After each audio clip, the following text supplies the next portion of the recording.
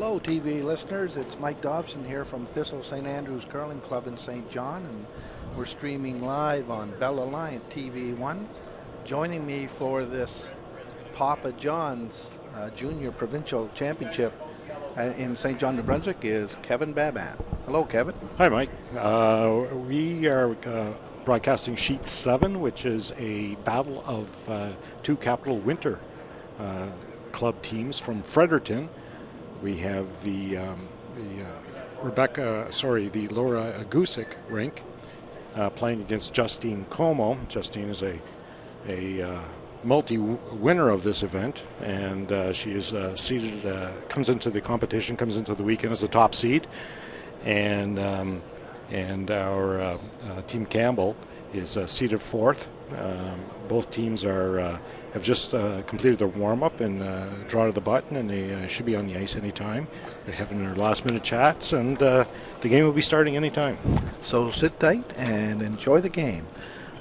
Kevin was just saying that the Comeau team, both teams out of Fredericton, it's interesting, but one is a younger team that's trying to get better every year, and that's that Gusick team out of Capital Winter, and Comeau's team is Justine Comeau's team has got a lot of experience. I would think the Gusick team is going to have their hands full tonight, but having said that, I watched them this afternoon in their opening game, and they got through and they scored big late. They scored 3 in the 8th end, and they stole the the 10th end to win that game 8-7.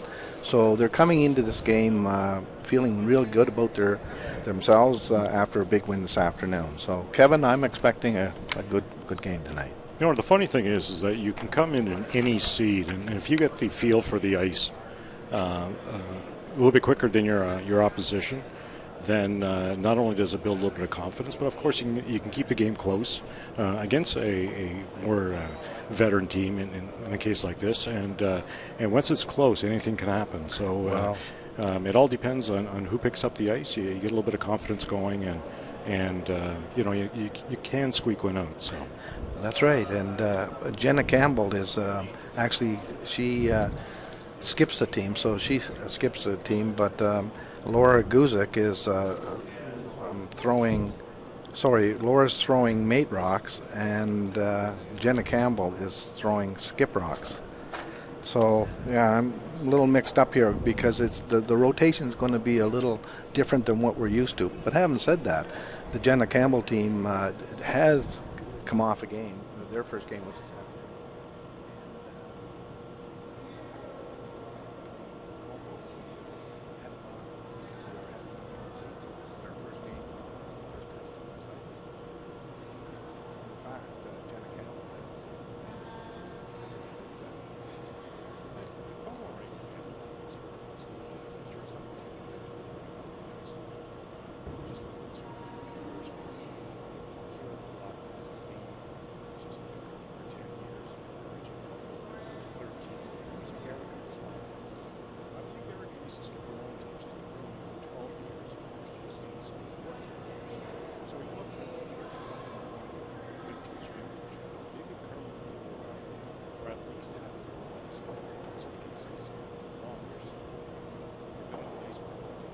definitely all kinds of experience there. They work together as a team, as a unit for a number of years. I think this might be the 4th year, 3 for sure. And the last 2 years they were a team in Brunswick at the national championship.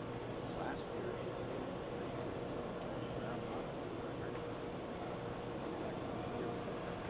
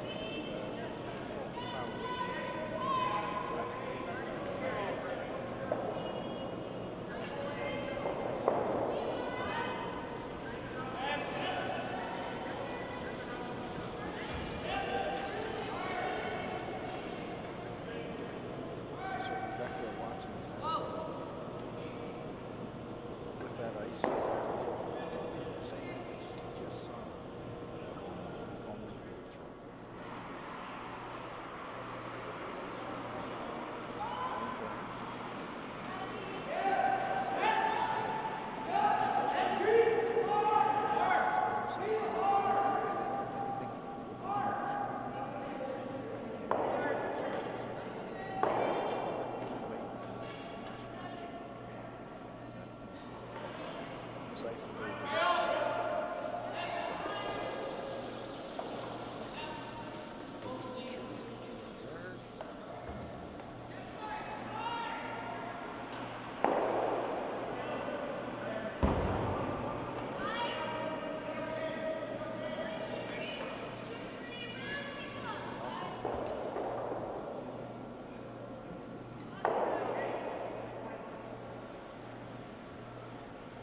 So we're getting a little full right now. Pretty good. That's a little deeper than what they thought. It's just off the ring, so it's all good work.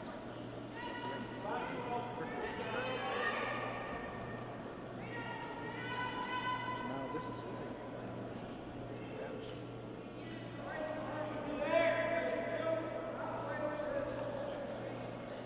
Jen Campbell is asking.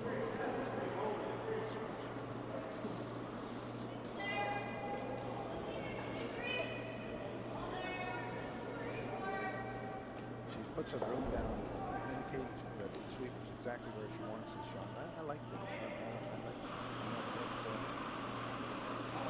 what we can play in.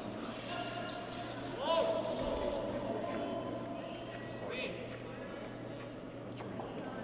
Sweeper, especially if it gets a little louder. It's supposed to call the throwers moving inside the inside. They decide to call another shot at another location. It's a good way to indicate to the sweeper. So it's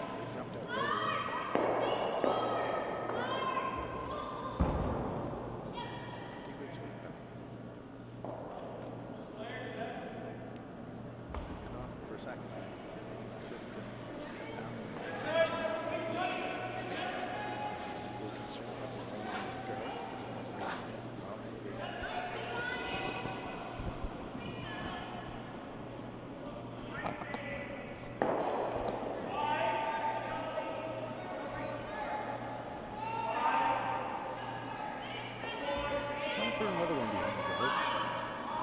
Well, use corner guard. She has on the front, so now she can put her on the corner guard. She's being aggressive. She's got on the front. And this is absolutely A little light though. so we can take them.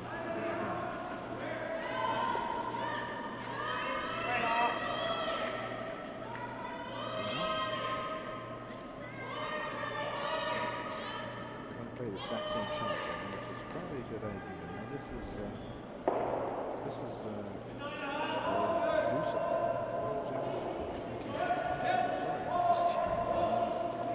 That's right. Taking the same ice, so indication was that the last stone might have been, the throw might have been a little inside.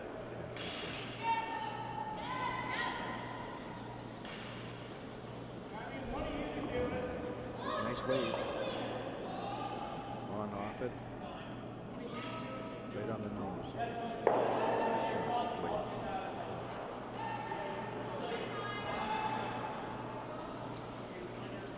Now just saw that shot.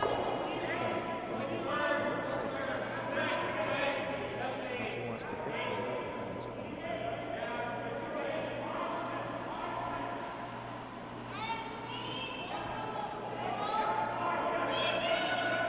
Very soft shot. They threw this nice way, very controlled. Let's stick out the other side. So, Wellesley back in the lead.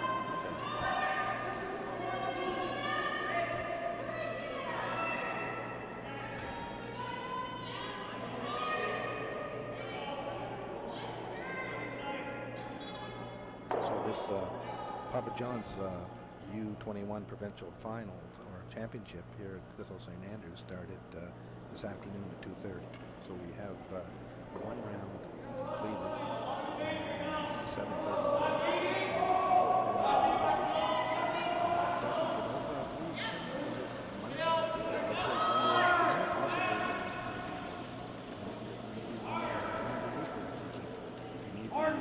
If necessary, yes. So what we're saying is, if there's anything you enjoy, just come on down in the area of Thistle St. Andrews Garden Club right here in Dufferin. But if you'd like to sit home and watch it on Bell Reliant TV1, we're happy to give it to you because we will be announcing each week.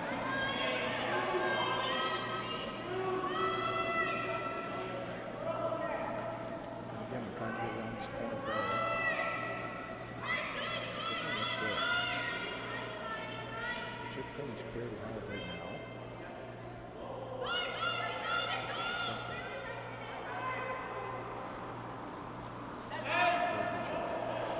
So you would have this done 3/4 of the season.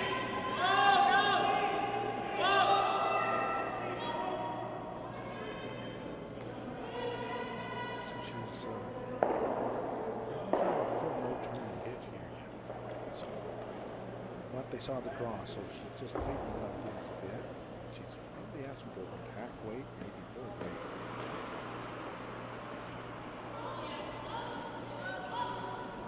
Got a lot of spin in this round. She put a lot of rotation on it. And it's more than one weight, but she should be able to get pace. So that's a fine shot.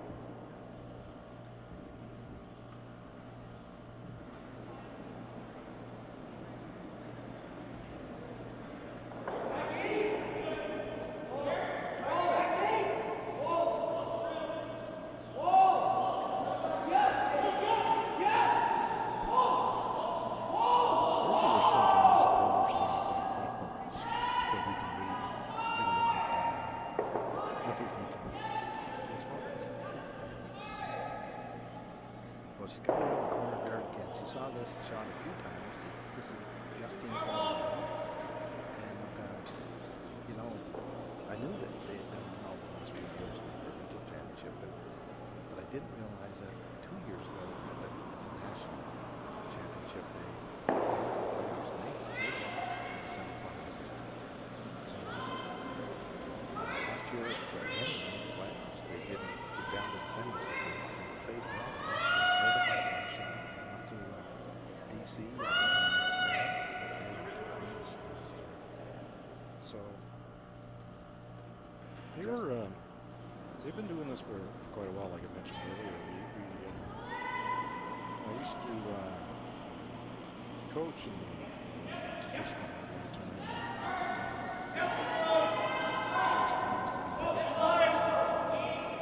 or thereabouts.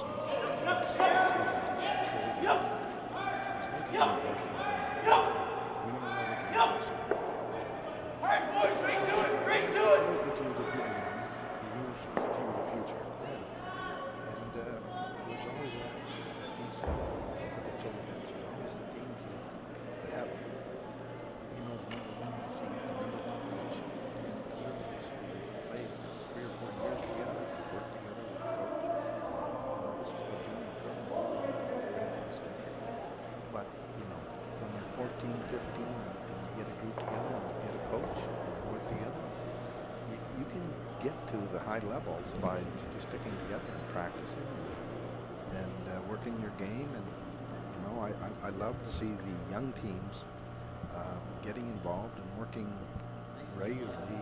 You know, practicing and with a coach, and you can see them developing. We play on Tuesday night.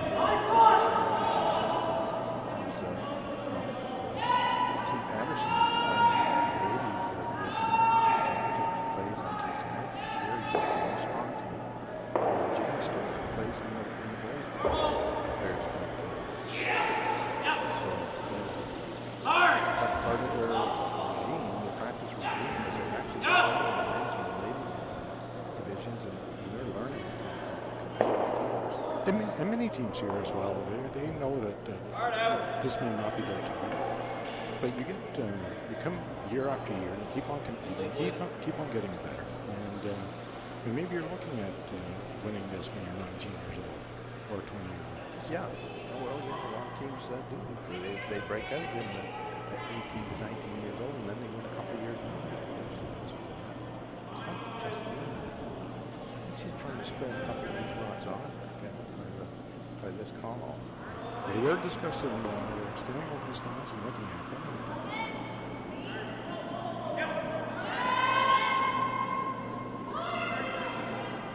Well, she's got the weight to spill a few rocks.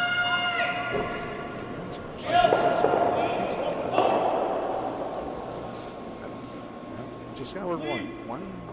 Actually, not a bad try. It was a good opportunity to get to. Might have been just a touched overthrown, but that shot was there for sure. Yeah, well, no, it was a good gamble. Yeah, no problem. So after one end, it's Justine Comeau 1. And Jenna Campbell. That's the last one. So really, Jenna Campbell, I know it's a 1-0 score for you viewers at home. Jenna Campbell feels very good about that end because she only gave up one. And the objective is when you don't have last rock, like Jenna Campbell there, she forced the opposition to score one. Now Jenna has the last rock, so she will try to set up the corner cards and she'll find it. Training opportunity with the last score to bury Gilbert Hall's cards. Unfortunately, she was a little heavy. Yes, that was a mistake, and it gave Justine the opportunity to get her two, because that's what they're playing for, is two or better. Now Justine has asked them to put one in front, and it's a perfect stone with the lead, and they're off and running. All games are in their second end right now, and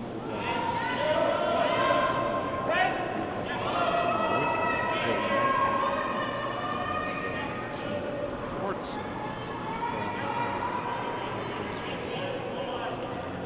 looks like Winter picked up one of the first sheet 6. It is Allen against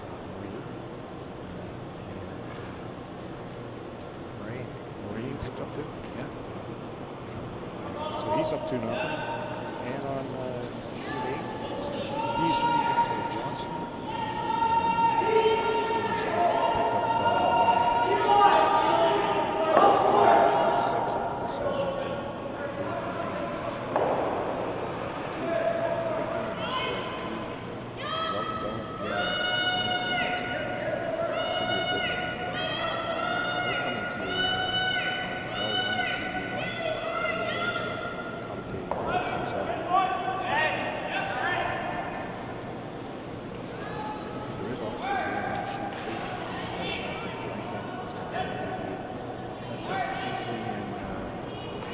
I thought it was 1-0. I guess I was looking at the game on the scoreboard. Okay. So it was a blank. It was a blank game.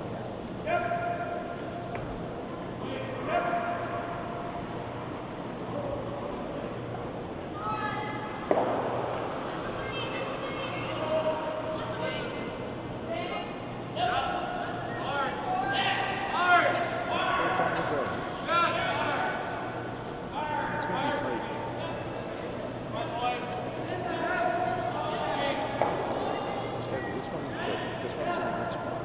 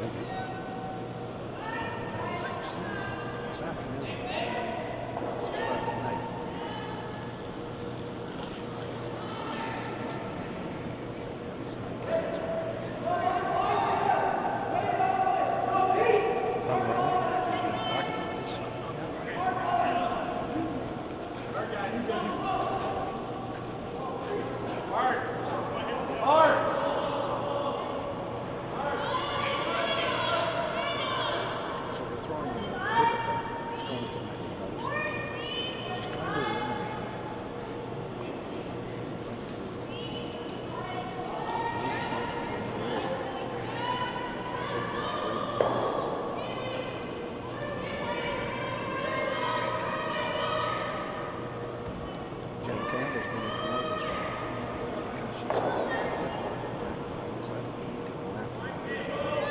That's a fun one. It's a team behind the team. It's fun. So I'm not going to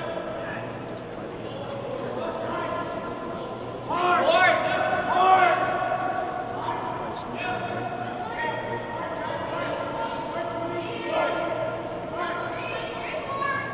going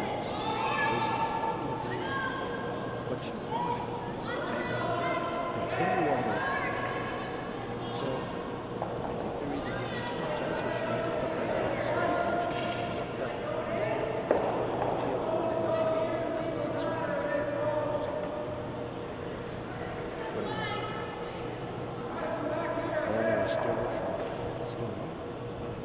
She's going to try to utilize that corner curve.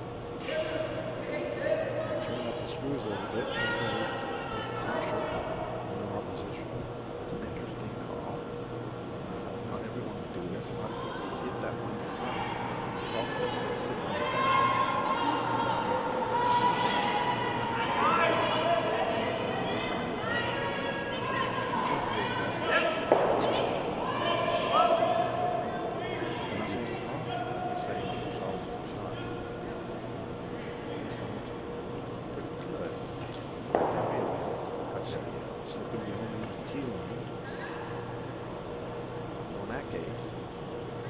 Jenna's got one sitting number 3. So Jenna, who was skipping the game, is now going because she throws third rock. So I got this finally straight down, Kevin. You do for now. I do for now. You have to watch me. But anyhow, Guzik is holding the line. It looks like Jenna Campbell's going to hit the double.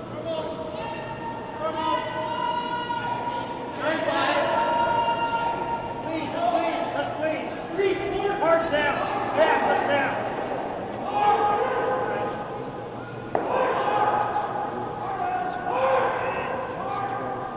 I'd say 9.5 seconds, which means 9.5 seconds from that line right there, the clock line, coming up to this line right here. If you put a stopwatch on it, it's 9.5 seconds. I would say by that very close to that. Cut. So they're showing now 1-2 with Hammer. So, good job. It's going from backward weight to a little bit less weight. It's a function of the position.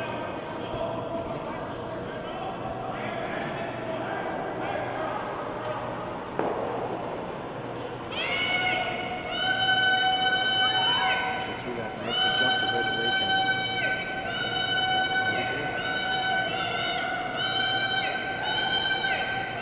He's a bye. Just take that. Wow. She was right on Coleman's feet, right on her hand. Big chance for Campbell here. Big chance. That's what we love having last round. That's right. Runs it up number 3. It was corner guards. He's going to Stockmore drawing.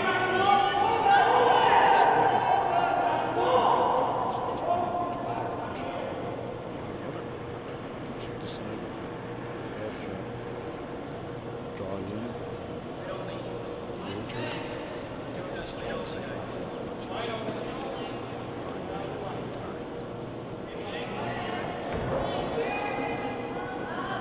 Sweepers are saying that's 15 over.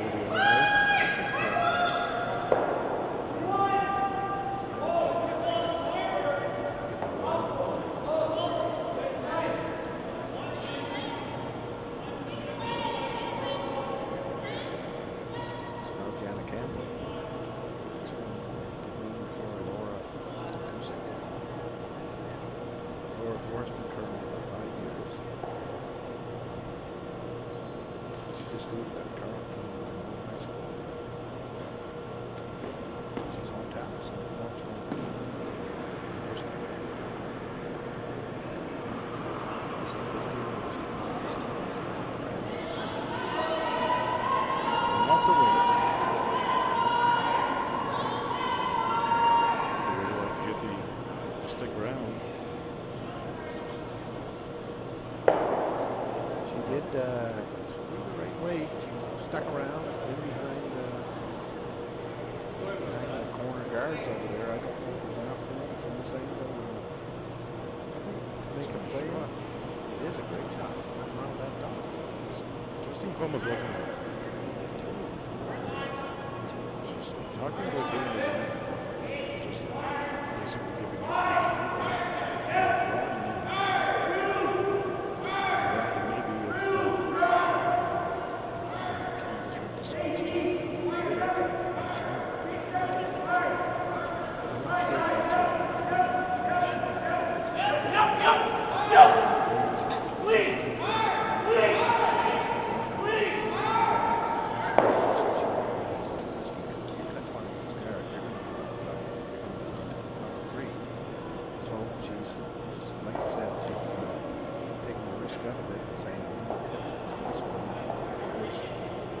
Campbell ring to make a drop.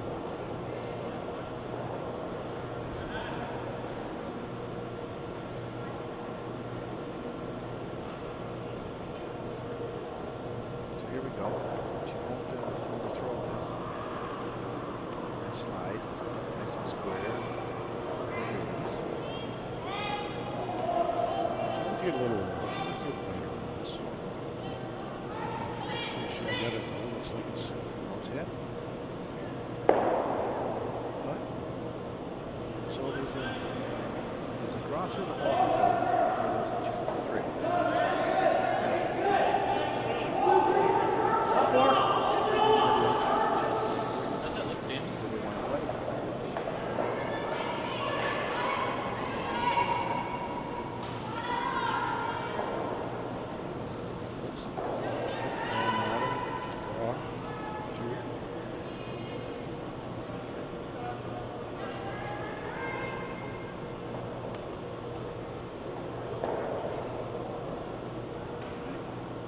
So this is Laura Gusik's out card. Oh, now they're looking at the chip. I like the chip myself. It is it's a heavy body. It could get 2 there. It could get 3 properly. there's not a big risk. No, they know what the ice is doing. I'm trying to get around that corner 2 or 3 times.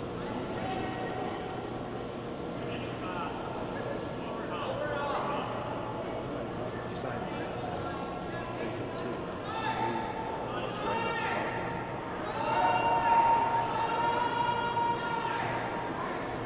So she's definitely not like sweeping back off the right away. And I think she got that out of that. So this could be a disaster.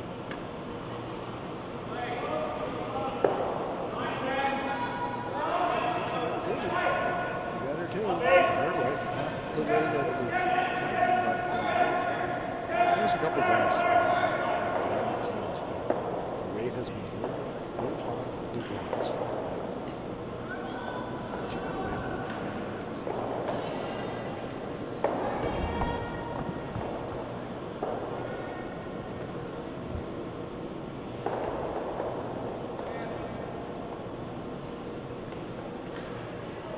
So again, we're coming from Twizzle St. Andrews Girl Clubs and Games of Kill. We're streaming live on Belmont TV1, and we're broadcasting at the Papa John's Pizza Children's Playground here in St. John, Brunswick. And I hope you're enjoying this broadcast because we're going to right now, but we're going to be here until Monday. There's at least 3 drops a day. Kevin, update on the board.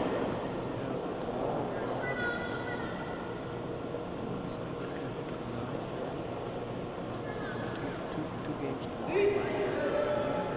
9 o'clock and 3 o'clock tomorrow, Sunday at 9 and 2, Monday at 2, Saturday at 6. So if you're sitting at home this weekend, you want watch TV and enjoy this, watching the juniors in our province, best junior teams in this province, ladies and men.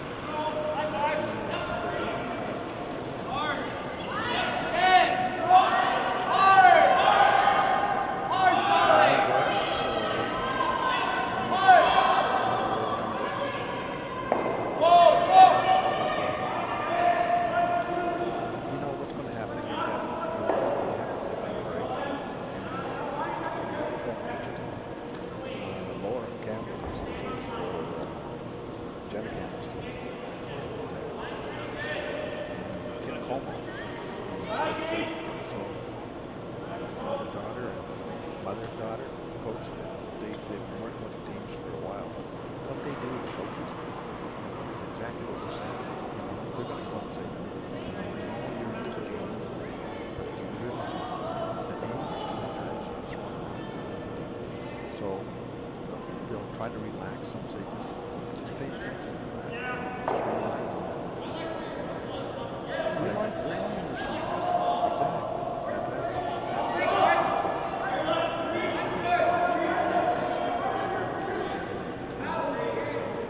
board shot, draw shot. Now those keels up front, peeling runs on. These are those a lot of times you like to have sweetness in front. But I would say when I was coaching junior, my game was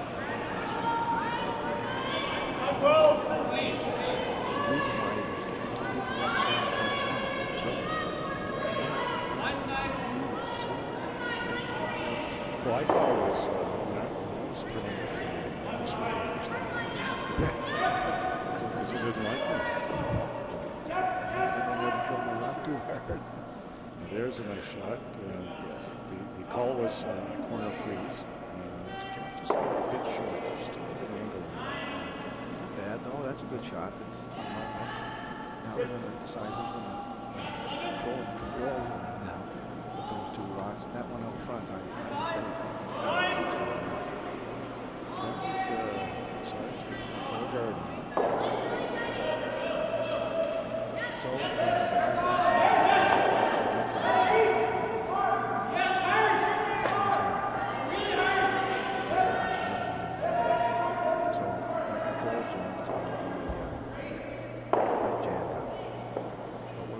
see some soon enough they're going to be Campbell's going to peel off that.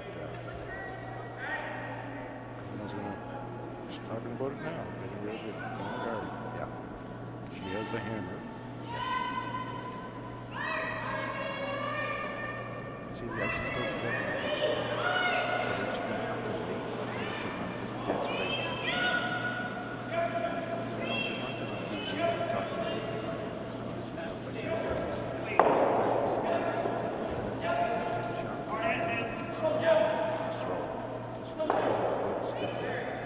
Stay right there, don't turn. Going to try to replace the guard. She is sitting one. So she's taking, she was, I'd say, not quite the 8 and 12 foot, but she's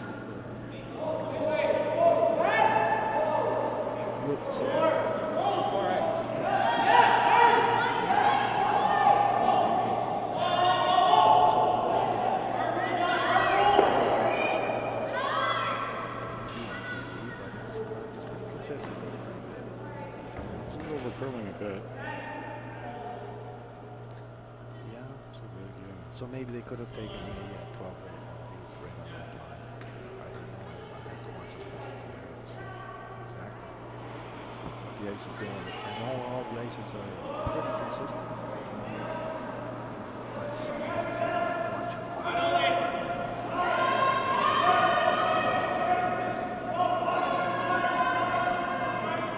this is an experienced call. Ripping the guardian, she could hit the red that's at the top of the club. She knows that the latest line is the line there.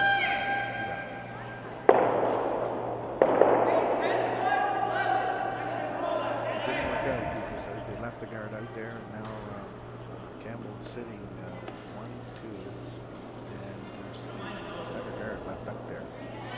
But I'm not saying I think it was the right call.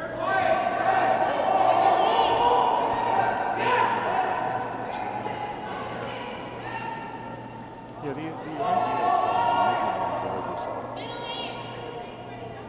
I think it's an experience call. It's a good call.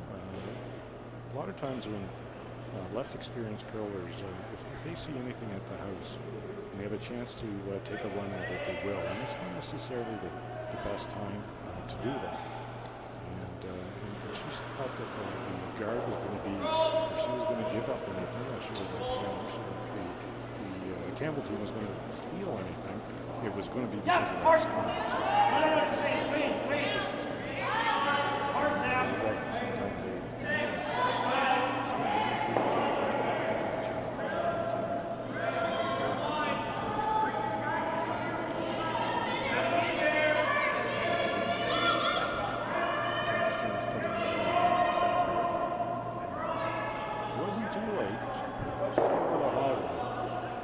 Comeau will rip these guards. I don't know if she'll rip them both. She's indicating that she'd like to try that. So that is definitely one call that she could make. And that's what she's going to try. She's going to try to rip the red guard onto her yellow and split them both off so there's nothing out front. It's not a real easy shot, but the ice is straight.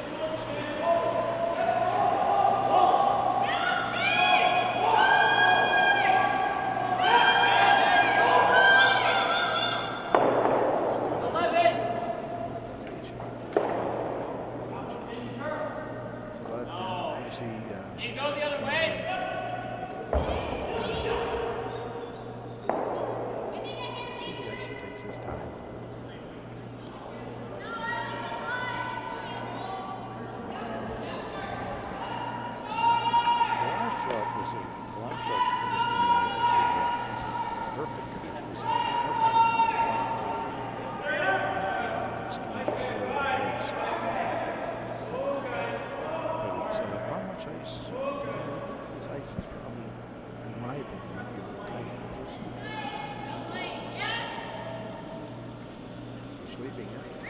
So I know it's maybe on the light side. It's going to be a good guard, and it's going to be in a perfect spot. So yeah, she was in mid-80s, right ice for a good shot. You see, you take looking at that because you're throwing guard. That's the call. But I mean, if you were going to go to the button, you'd have to take the edge of the so much more ice to work with. So she's Christine Comeau's on another guard.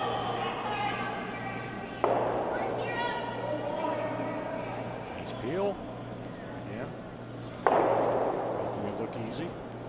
Well, what's going to happen if we continue at this pace is Justine Comeau's going to have to make a nice drive to the forefoot.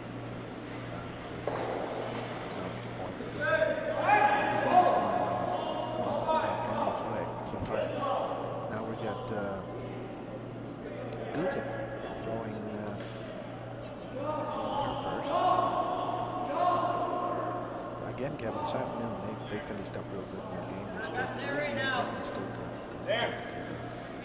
So they come off in the late victory this afternoon on sheet 5. And I watched a lot of the game. They played very, very good. So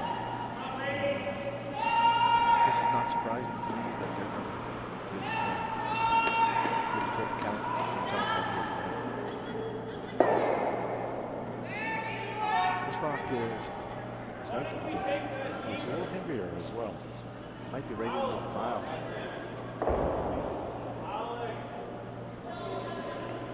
It's starting to finish. The finish is real nice.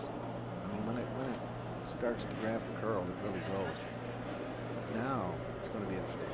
Justine could just fire one down there and smash it anywhere else she can.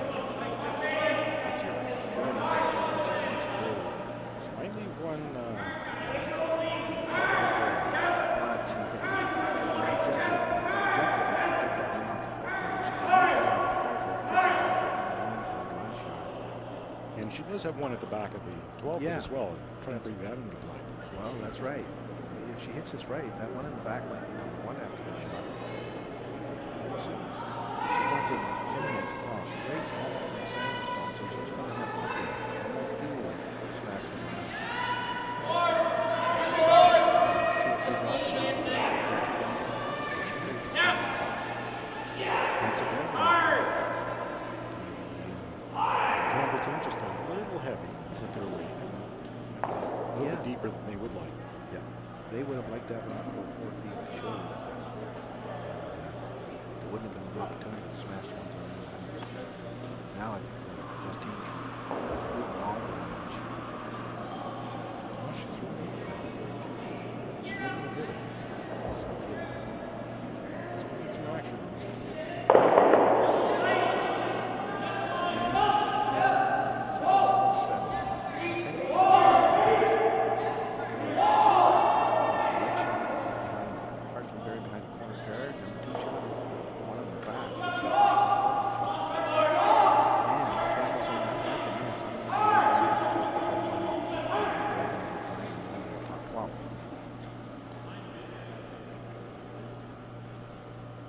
Does have a little bit of backing.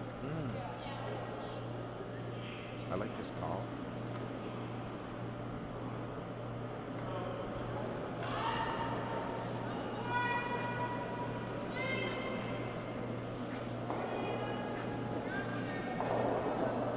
I'd like to see her take just a touch more ice, but again, I don't know exactly what it does to the form of the forefoot.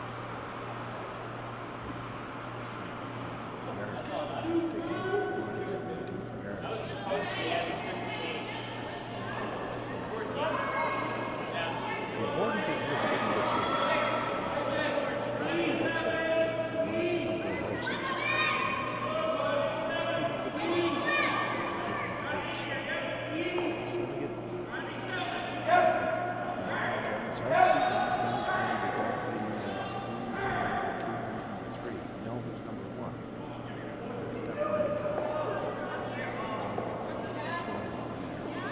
Red must be line too.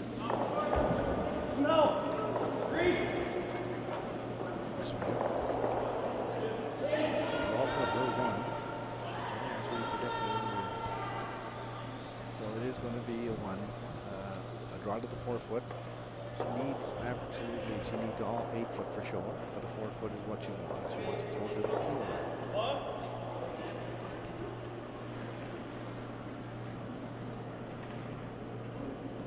We're being graced by the presence of the current Hot Dog Cup club champion. No, Jeff Stewart's in the room, is he?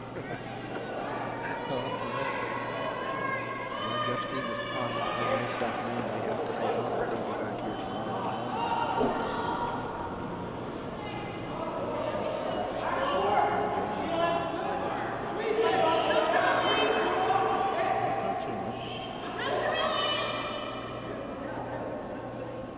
the weight looks good. It's starting to move now.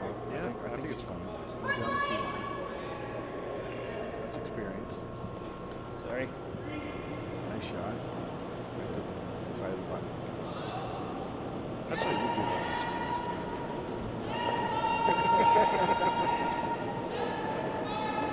Anyhow, we're all tied up here. Okay, Wait, good.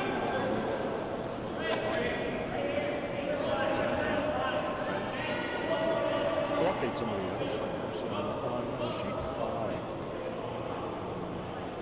we have fourth site scoring 3 in the second. They blanked the third, so they are beating Winter 3-1. They're playing in the fourth end.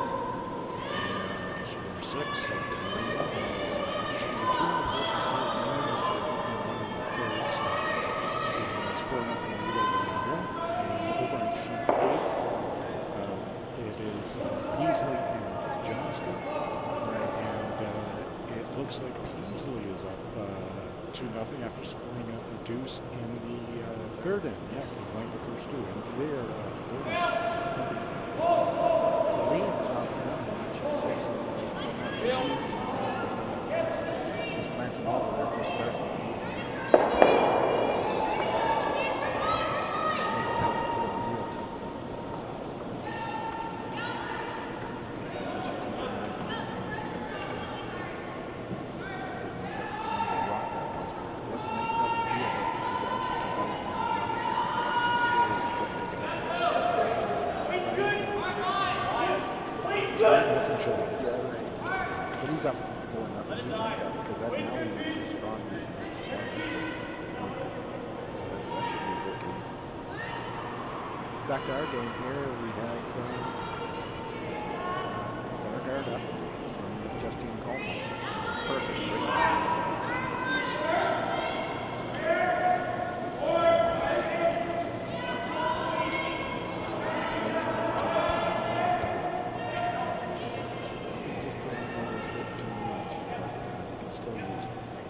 He will hide one behind it. Comeau's taking advantage of the stone in front of the house.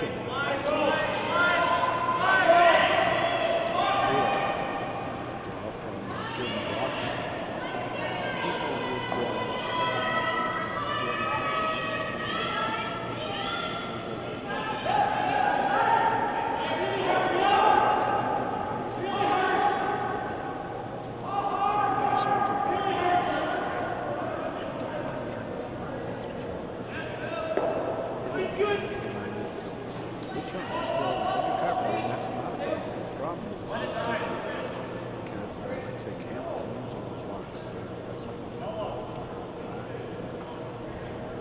sometimes going too deep, can work against it. So the Campbell team now is coming right down center and trying to get around that. And it's going to have to go a long ways to get around that.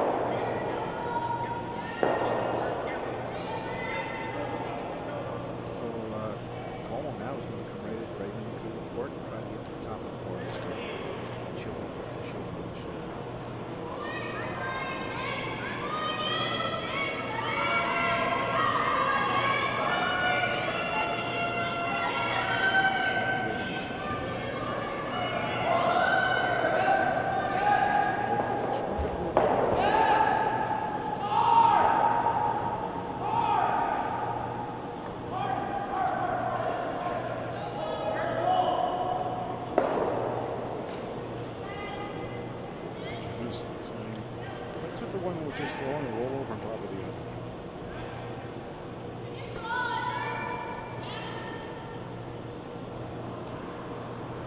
Those rocks were positioned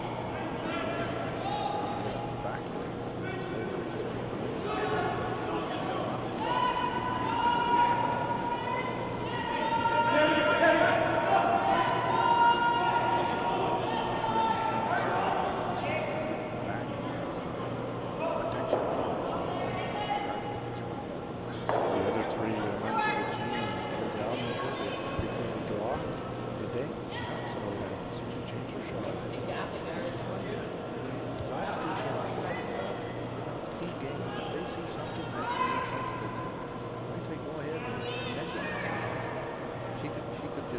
shake them off if she didn't want it.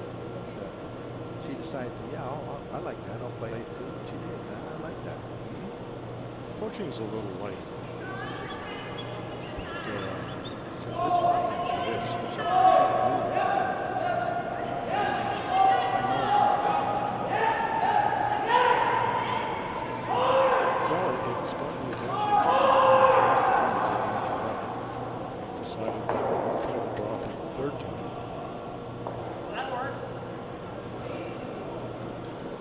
why they are nervous trying to hit that because the angle doesn't appears like they can make it.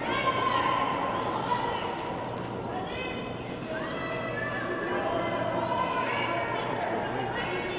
It's starting to move the gap. Maybe by.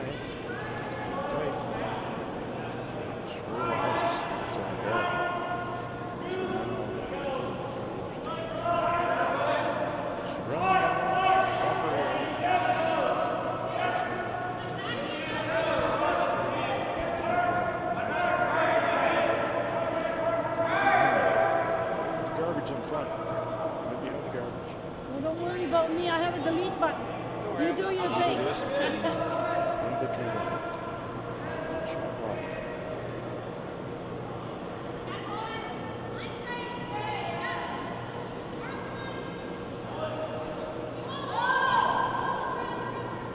So called off. It's hanging once again.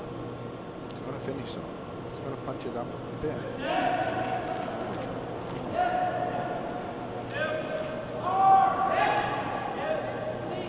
Settles in for shot rock.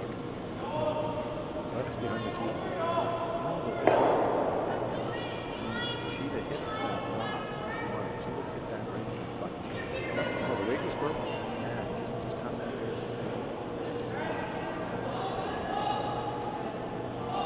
So Justine's trying to follow a duplicate shot. Releases out to the blue.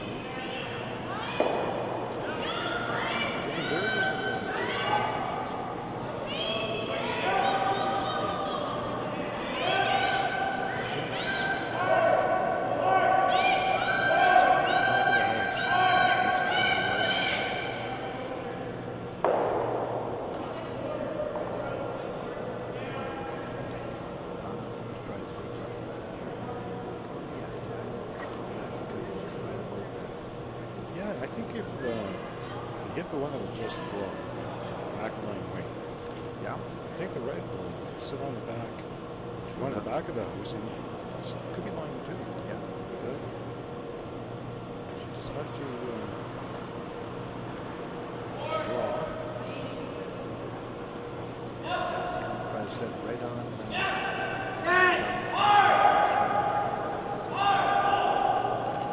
This could be a teachable moment for the coach. Well, those two shots. My goal is I usually throw both of them at the same time. Well, that is a problem. Because when you leave and you want to go, you're going to throw it. You just have one shot.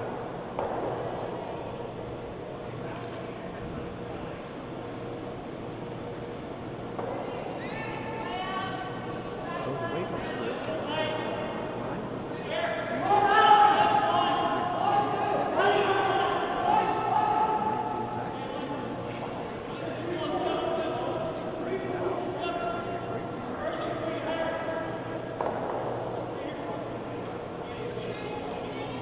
Red is sitting number one. Yellow's two. Red's three. Soon enough, Campbell will try to punch up that one. Well, deck. First or last shot. It skips on top.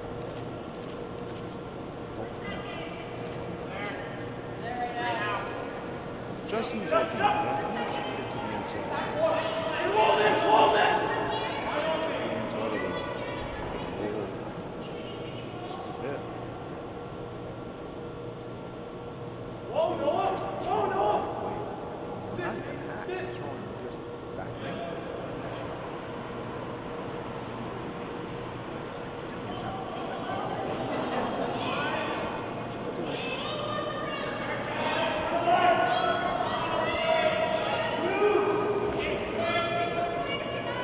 Not heavy for sure. Should be a good shot from him.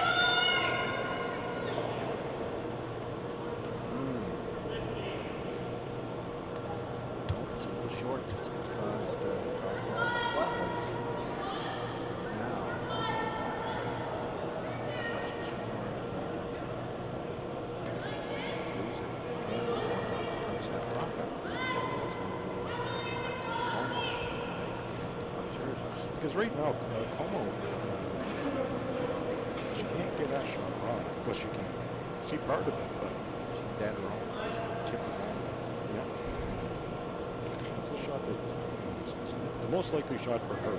She'd be looking at that as one for her own so Guzik's going to think about blocking that in some way, whether she tries to raise her red or roll over. That's the way to do it. If you punch that up into the forefront, you're going to roll over and protect that block. I mean, you got to make it perfect. But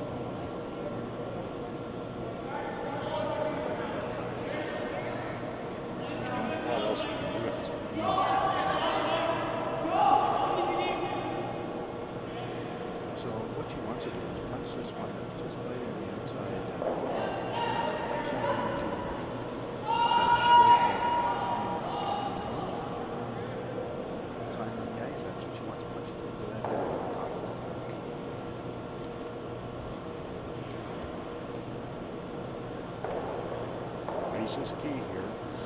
She can't afford to have it run. Raise the yellow wings.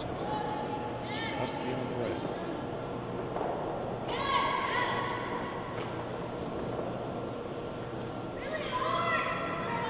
It's going a lot. It is going hard. I think it's going to, might go.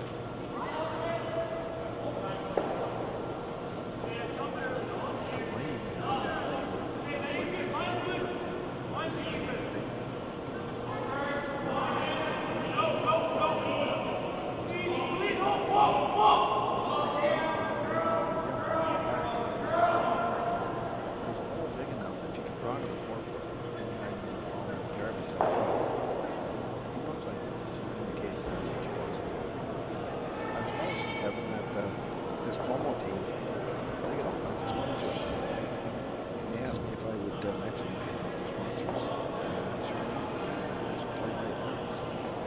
This Comeau team has been together for, I think, 3 or 4 years now.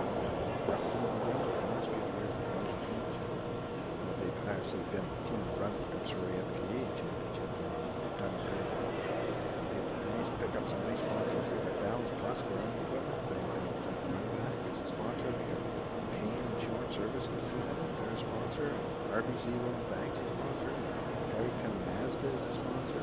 The chicken farmers in New Brunswick, and not to be outdone, the turkey farmers in New Brunswick. So they've got all kinds of sponsors. It's good to see that they get some support from the Fredericton area. About the duck farmers, they got all the poultry, but they'll get them next year. Anyhow, this team here from Jenna Campbell from Campbell, they're coached by Lorna Campbell, Jenna's mother, and they've also been coached by, what's this year, or previously, but they've also been coached by Wayne Campbell. It's a nice looking team. So Justine is going to try to get into the forefoot. First round. Way into the forefoot. well, you know what, she's taking advice. Once the sweepers is stopped, I think she's just trying to guard that hole at this point. This is a short. Line up. Just right now, Campbell sitting one. And she's got an hammer. As we sit on the right-hand side, she can come through there, punch it out. Well, she's looking, she's looking at raising one of them. Now, if she raises, she'll have to hit this one on the angle and push the yellow one toward more where the broom is. Careful the shot.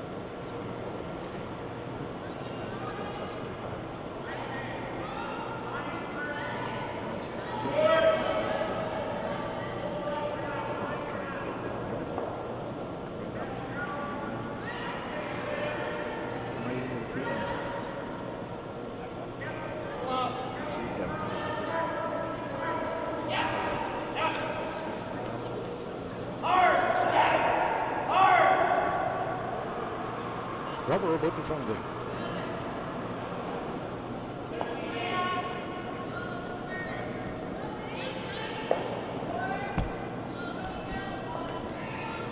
So there's not much happening with the sweepers in this one. Is she trying to come through the hole? She is trying to come through the hole. So that should jump was it. available. Go. Okay.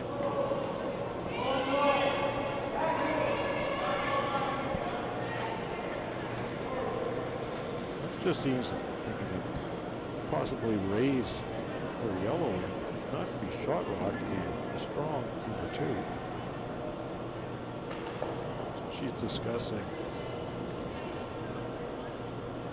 This is not the way Justine Gordon wanted this end to go. There's nothing but junk up front. And Campbell's sitting one right now. There's a chance to punch.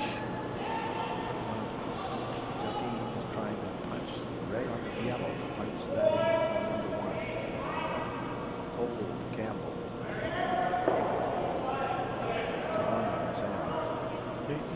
even if she gets in there as a strong number 2, the thing she really has to watch for, though, is that if the shooter hits a red one and rolls off to the side, then the Campbell rink will have a chance because that red will be sitting open to bump it up further number 2.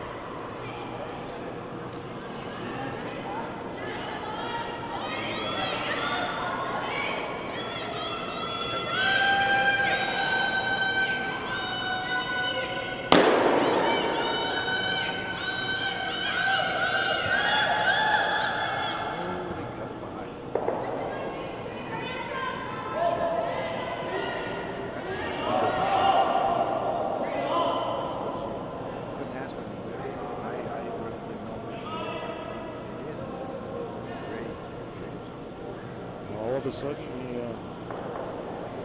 Comeau likes all the stones in front. So it's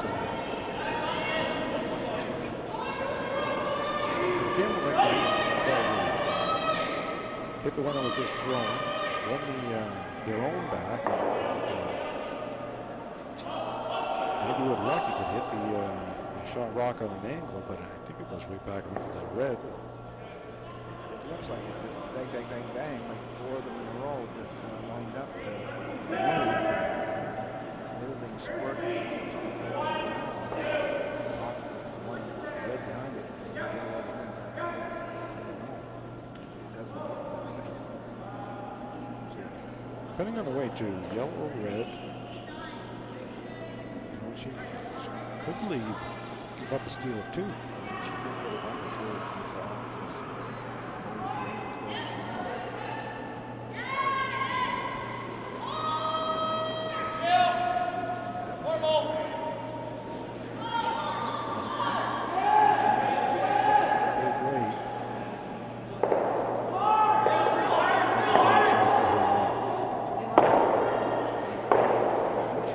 Very nice shot.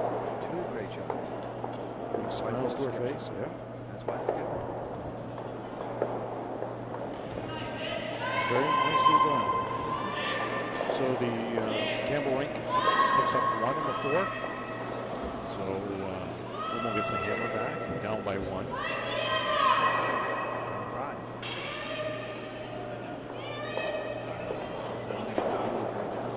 A 5-minute break.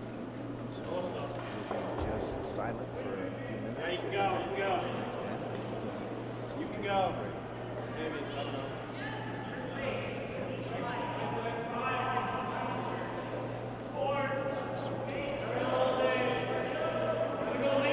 It's 5. It's 4-1 now for Forsyth. Allen came back with 2, so he trails 4-2 without the hammer, and they are playing the 5th end. And also in the 5th end, on sheet 8, Peasley is stole 1 in the 4th, so that team is up 3-0 over Johnston. Thanks very much for giving us the updates, Kevin. I know in the past I've watched a few of these games and forget games up there and forget watching them. I know the results. You can see the results on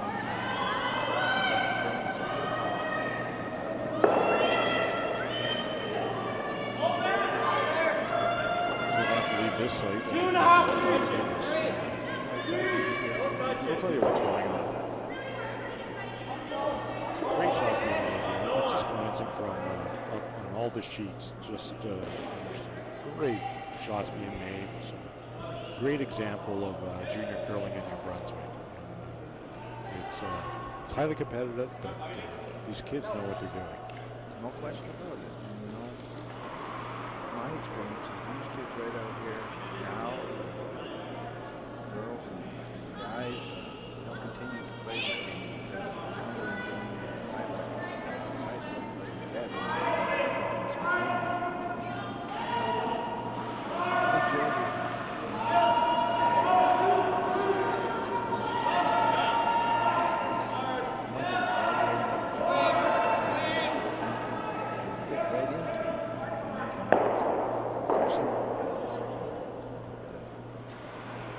New Brunswick has had success at the junior ranks on the national stage, Very much so. and as well as on the senior stage. It seems, unfortunately, having won a Brier, it seems to get into the highly competitive men and women's curling.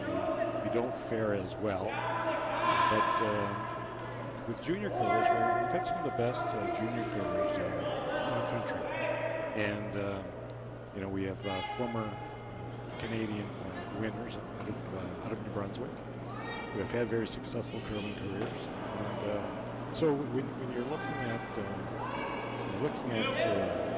curlers this age, we are seeing some of the best.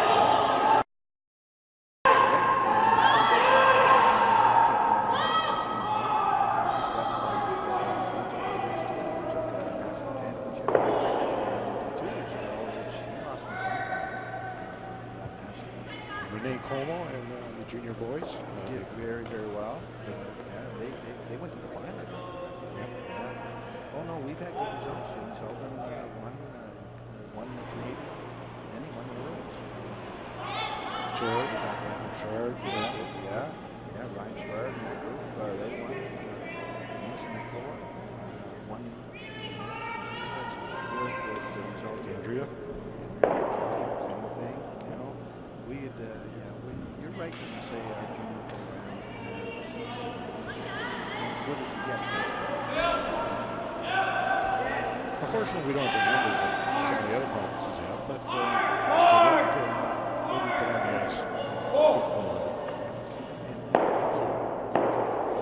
believe it's because of not just the coaching, but at the junior level, coaching is very, very important. You just can't play games.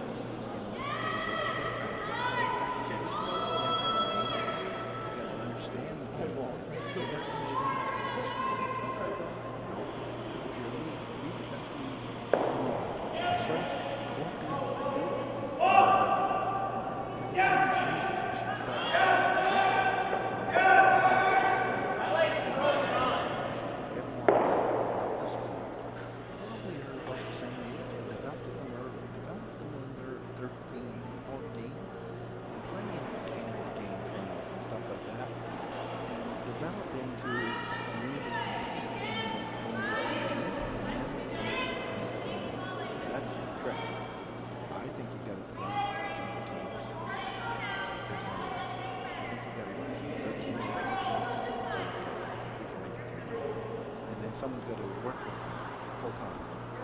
Put them in leagues, travel with them, put them in a few schools.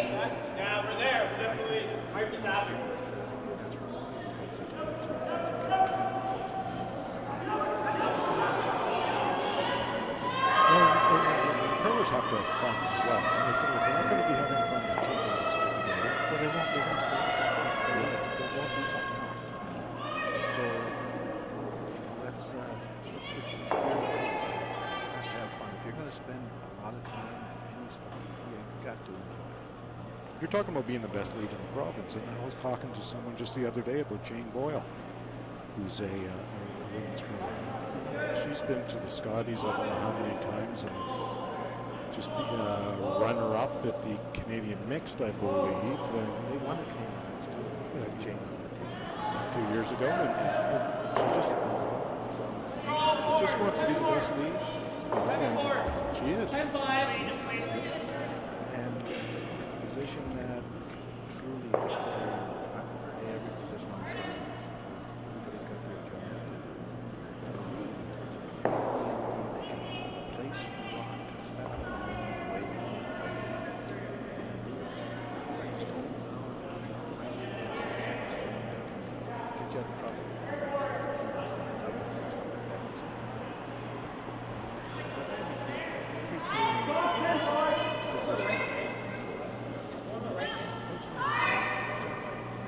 It's always the team, Comeau or team. It's a skip that gets the It's credit. the skip that gets the recognition, but it truly is a team sport. We all know that we don't win unless you have the best guys or gals in the positions. Erica Clough just threw a nice draw, top of the 4-foot. There's a side peeking out, but doesn't give Jen Campbell much to hit.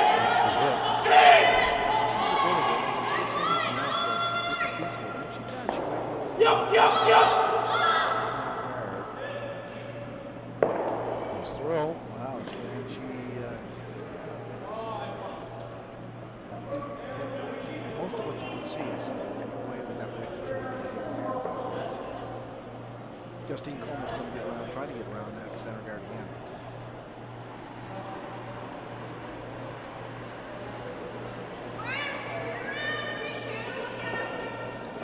Looks good. They're on. Holding the line. This is where it's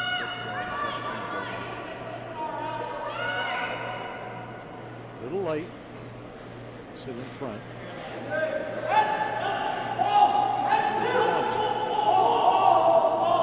Stone's in front, and Campbell's going to try to take advantage of it. She's going to score. Use it to with her first stone to get around that corner guard. put it up top of the 4-foot. Yep.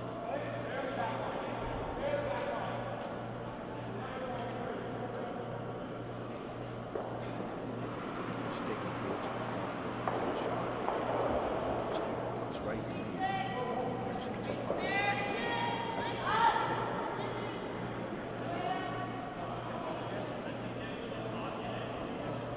Might be a little hot. Sweepers are backing off. Starting to cut now. Probably hang on at the back. It's going to be back in foot. It's fully guarded. Justine Comeau is indicating that she just wants to go right on top of it, so she'll just take a little less ice and throw a positive rotation on this rock and try to sit right on top of it.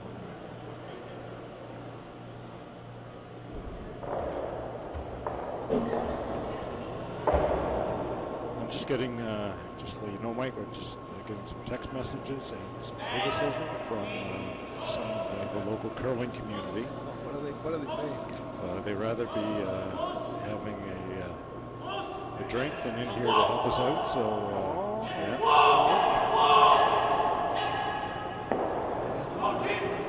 I'm not going to mention any name, Jeffries, Joe Fries. Having some fun in there, right?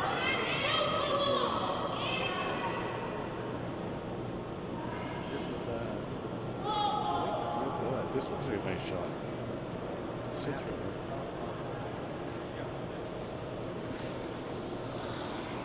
A little difference in weight. It didn't finish. Yeah. That was probably she was back 12 foot, so that's the reason why that just straight. Now it's going to be interesting. She's not even looking. She's just going to throw a nice draw on the 4-foot here. I'm just looking at a corner freezing that yellow. Well, Let's get some wings inside of it. yeah. She's up with it. She could go choose. Yeah.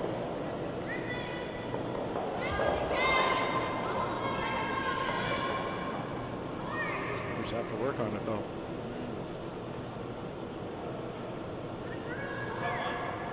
Just thinking if she moved that back,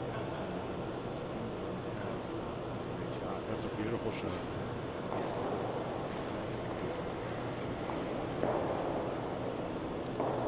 Couldn't have carried it. Placed it in a better place. There's a hole, but it's an easy one to get through.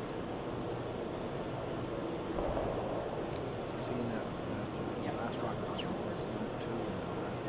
That really changes the situation. So, lying 2 with one break to come. Yeah. So Justine going to have to look and say, going to navigate, try to get through that hole. Draw to the 4-foot. And it's not really an easy path. I've watched the whole game.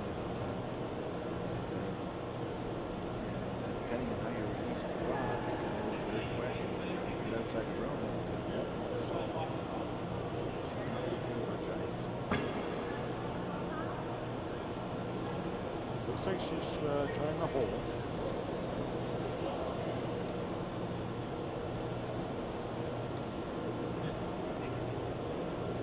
She didn't get very much ice for a draw. She's throwing a draw. That is a tricky spot that she's in.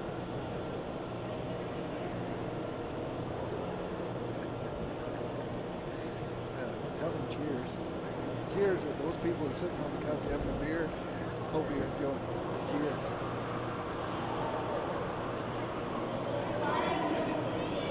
So Justine is going to throw a soft play.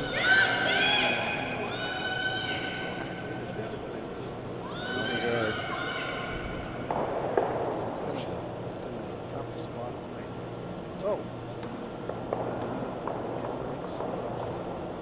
two. Did they get two? I believe they got 2. Wow, that changes things. So now it's 5-2. Math is right on. If it was 2, then it's They don't have the names of the school. I together you can throw them on counter. We must sound like a bunch of idiots. But anyhow, it's stay tuned because we do have a good game going on, and Justine Coleman has last one in the sixth inning, so I suspect there's lots of good work.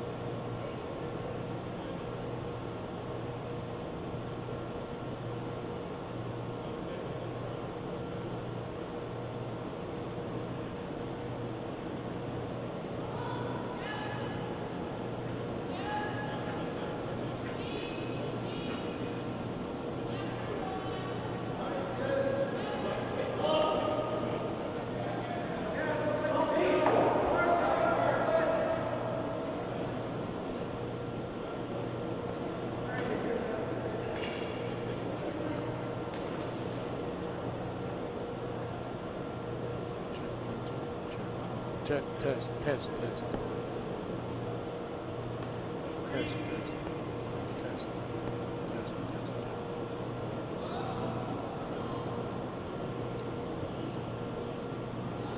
Check, 1, 2. Check, 1, 2.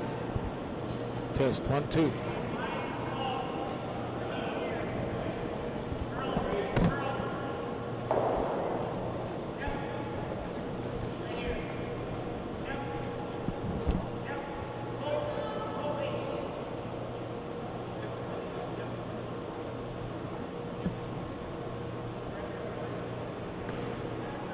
I think you're. Check, 1, 2. Check, testing, 1, 2. Check, 1, 2.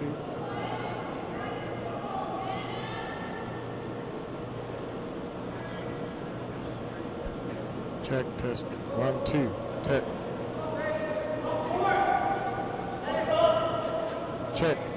Check.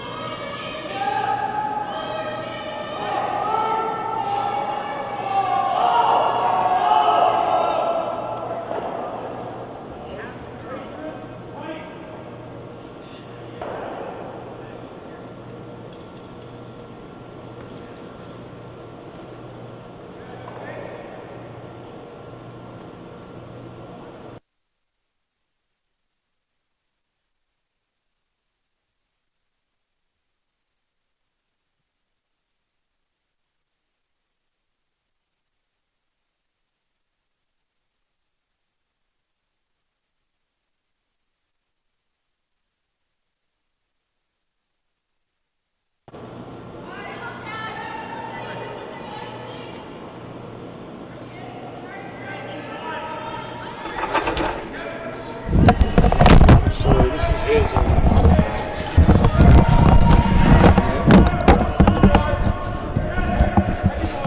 Okay, well, we'll try to talk loud.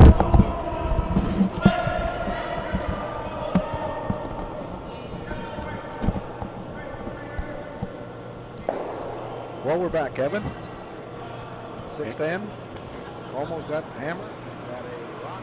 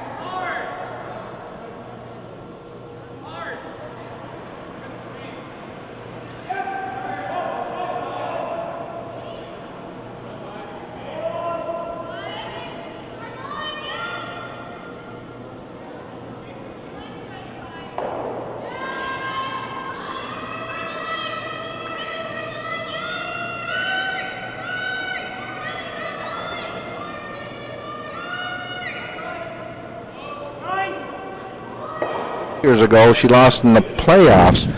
Actually, both years she made the playoffs, but 2 years ago she lost in the semifinal of the Canadian Championship. So this Justine Comeau team is a very strong squad. You can expect them to get aggressive, a little bit more aggressive now in the second half of the game. They won't get too aggressive, but get their dues here and limit the Campbell rink to one next end and go from there. I give the Campbell rink full marks for sure. We deserve to be up in this end. Okay. Sorry, we're just hearing that they think they may have found the problem. So if you're at home, try and enjoy this game. We think we've got the volume under control now. And what I was saying is that this scoreboard is a little surprising at this juncture of the game because the Comeau team is very, very well experienced, and the Campbell team deserves to be up in this game. They've curled very well, and we'll see what happens. I suspect we're going to see a good finish here yet because the Comeau team have lots of experience, and I don't believe that they're going to get rattled being down a few points. Trying to get this draw to finish. Nice shot onto the tee line, 4 foot. It's not under cover, but it's a good shot. Jenna Campbell is asking for a hit. And this is Izzy Patterson. She throws second stones, and she's curled for 7 years.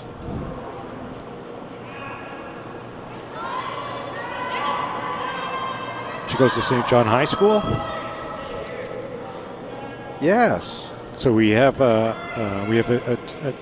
team of curlers from different parts of the province. We got Leo Hayes, Fredericton High, St. John High, and Carleton North. Yeah. So they've joined together and put a squad together, and here they are at the under 21 provincial championship. They were seed number 4, Kev? Yep, that's right. Seed number 4 coming into this, so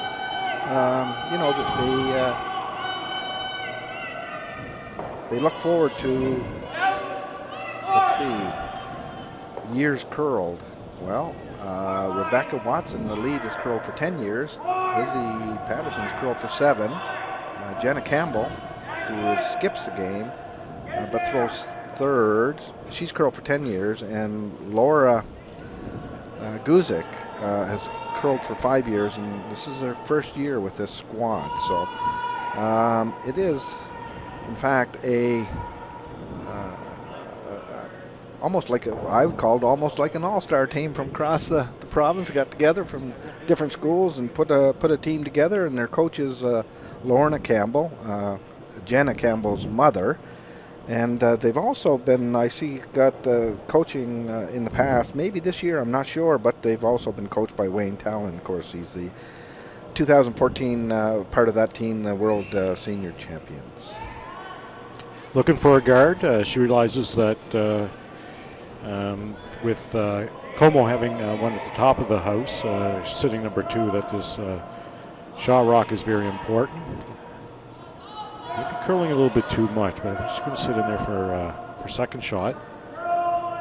It's not too bad. It's not bad at all. No? It provided half cover for the one in the forefoot. So maybe we would have liked to see them sweep it a little bit at the end and drag it a little bit further in. Yes, they could have. Try to finish it just a little bit more. It's wide open. Again, another end where there's a lot of junk out front, eh? So anybody that gets a nice hit and roll or into the forefoot, they're going to be looking for that opportunity.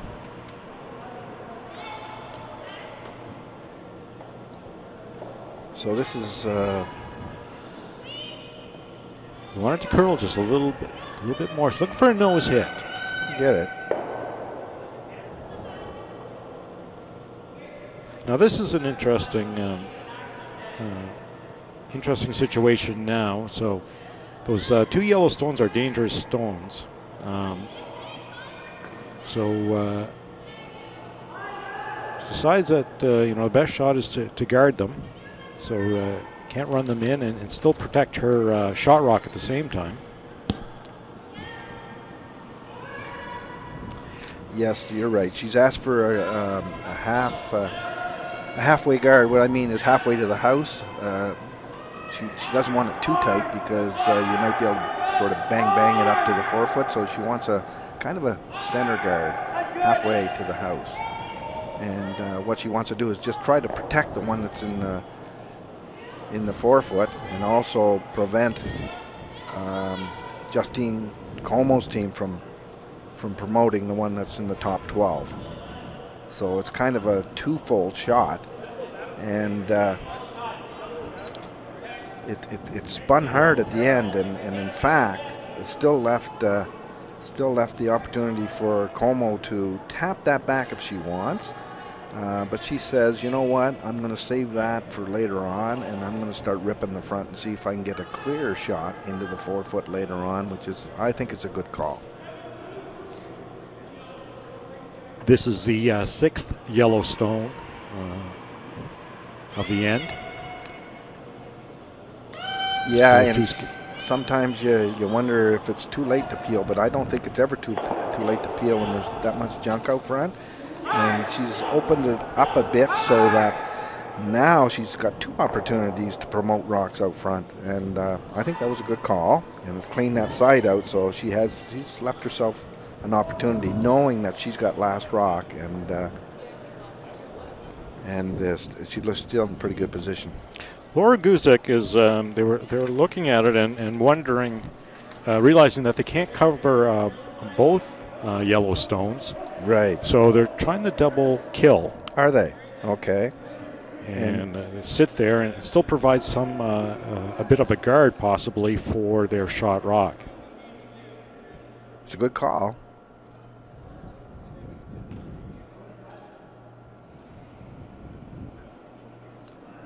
She hasn't taken too much ice, and as we watch this game, it doesn't require a whole bunch of ice here.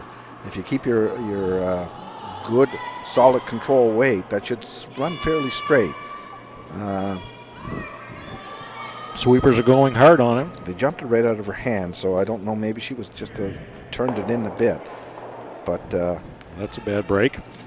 It didn't work out for them. It overcurled right away. So either there wasn't enough ice there, or she was a little tight. I think maybe she might have been a little tight on that one. So Justine Comeau now has an opportunity to get one into that port and into the 4-foot area. She'd prefer to have this top 4-foot half buried, fully buried if possible, but I don't know if they can do that with that ice.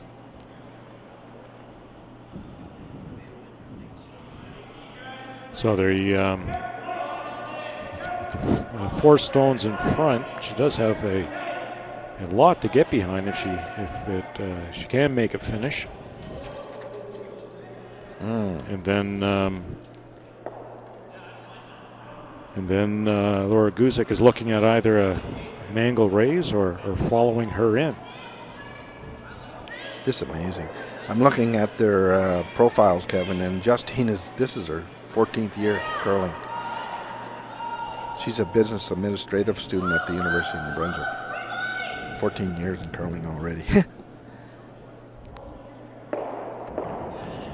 Now this rock stayed a little bit out in the open. She didn't really want it there because now it gives the opportunity for the Campbell rink to hit, and Guzik can hit and roll under cover.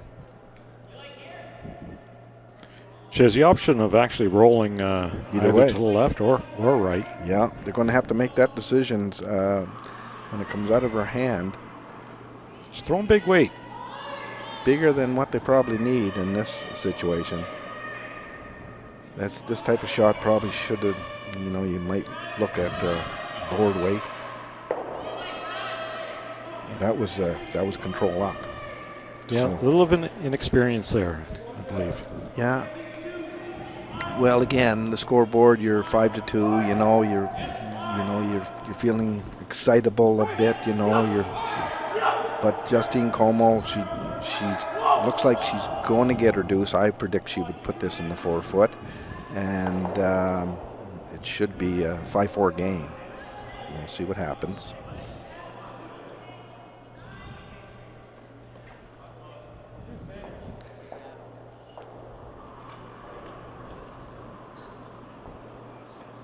Justine's got a nice high delivery. She releases the rock with plenty of rotation. On this type of ice, you do have to have a little bit extra rotation to get the exact, to get the proper curl. She doesn't have a problem with her 4-foot weight, though. No, she's known for, she's a good draw master for sure. She likes to throw last rocks, and having to throw a stressful or a tough shot into the 4-foot does not bother her a bit. So after 6 ends, we get a 5-4 game. So hang tight because we're going to have a good finish here at Thistle St. Andrews. Some of the other scores on sheet 5, where Winter and Forsyth are playing. It is now 6-3 for the Forsyth team. They just picked up 2 in the 6th. On sheet 6, Nowlin picks up 1 in the 6th. He trails Marine 6-3. And on sheet 8, it's a 3-1 score for Peasley over Johnston, and Peasley has the hammer, so he's up by 2 with the hammer. They're still playing in the 6th end. 1 rock to come over there on a night, Kevin, and it looks like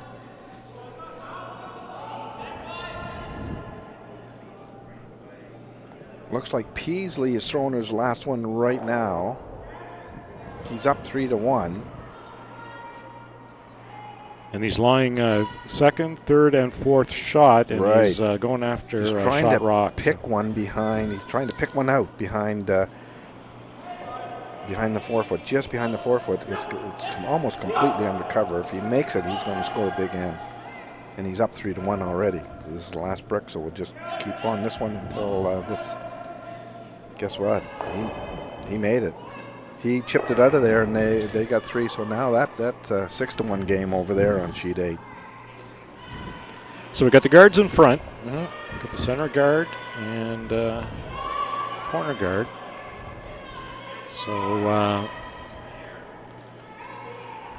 Comeau has asked Kieran McLaughlin to use that center guard, get behind it.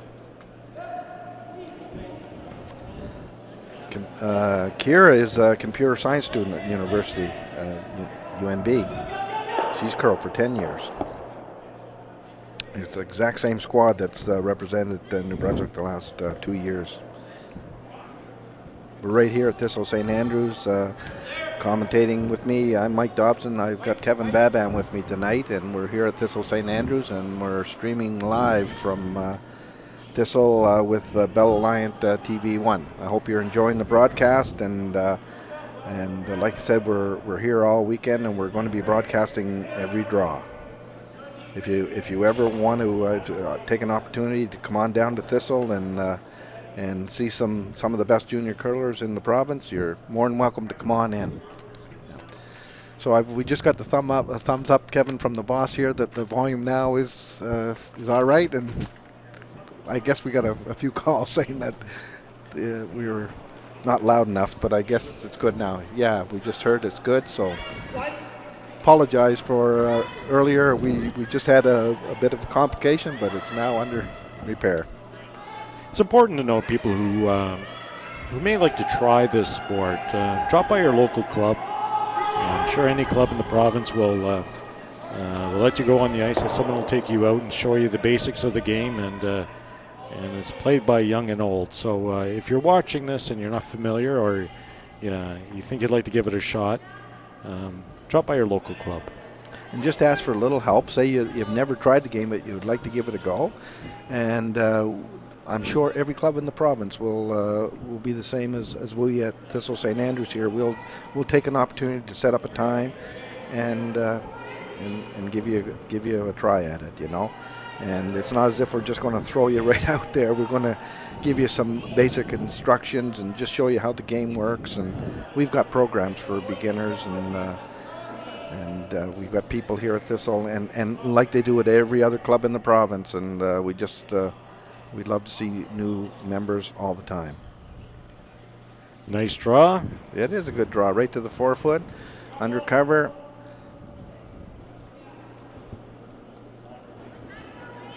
Also want to thank Papa John's for sponsoring junior curling.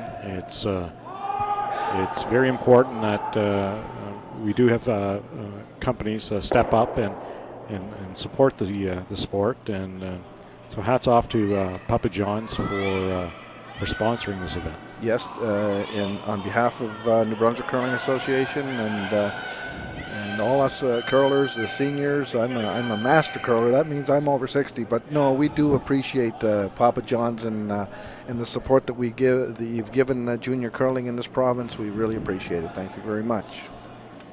That was Bridget Comeau. Bridget's curled for 13 years. She's a business administrative student at UNB. And Bridget, of course, is the sister of Justine Comeau. It's a family affair there. Their coach is Tim Comeau. Like I said, they're a strong team. They've represented New Brunswick the last few years, and I'm sure they got aspirations of going out and playing the Canadian this year. But if this Campbell team has anything to say about it, they're going to try to put a stop to them getting off to a good start tonight and they're doing a good job by holding them at 5-4 right now. Trying to cover that little hole, because we do have shot rock, the Campbell team. And Campbell team put that exactly where she called. I'm telling you, they're throwing good rocks. They deserve to be in this game, and I can watch them after they make shots, and they're high-fiving and smiling. They're loving this. I mean, they're playing the defending champion. They're playing the #1 seed, and they're hanging right tight. This is nothing but good for this team. Oh, I mean, exactly. and like I said, they're from all over the province, all different high schools. They get together, and they're trying to form a team, and they're having fun out there, and they're playing the best in the province, really, and they're hanging right there. So this is interesting. Once again, Justine Comeau is left with just trying to open up the front, and that's a good sign if you're playing against a team that continuously has to looking at removing guards. Yeah. I'm better on my guards than I am on my draws, so anyone who's playing against me, and if they have to move my guards, then I know I'm doing okay. I know I'm probably buying.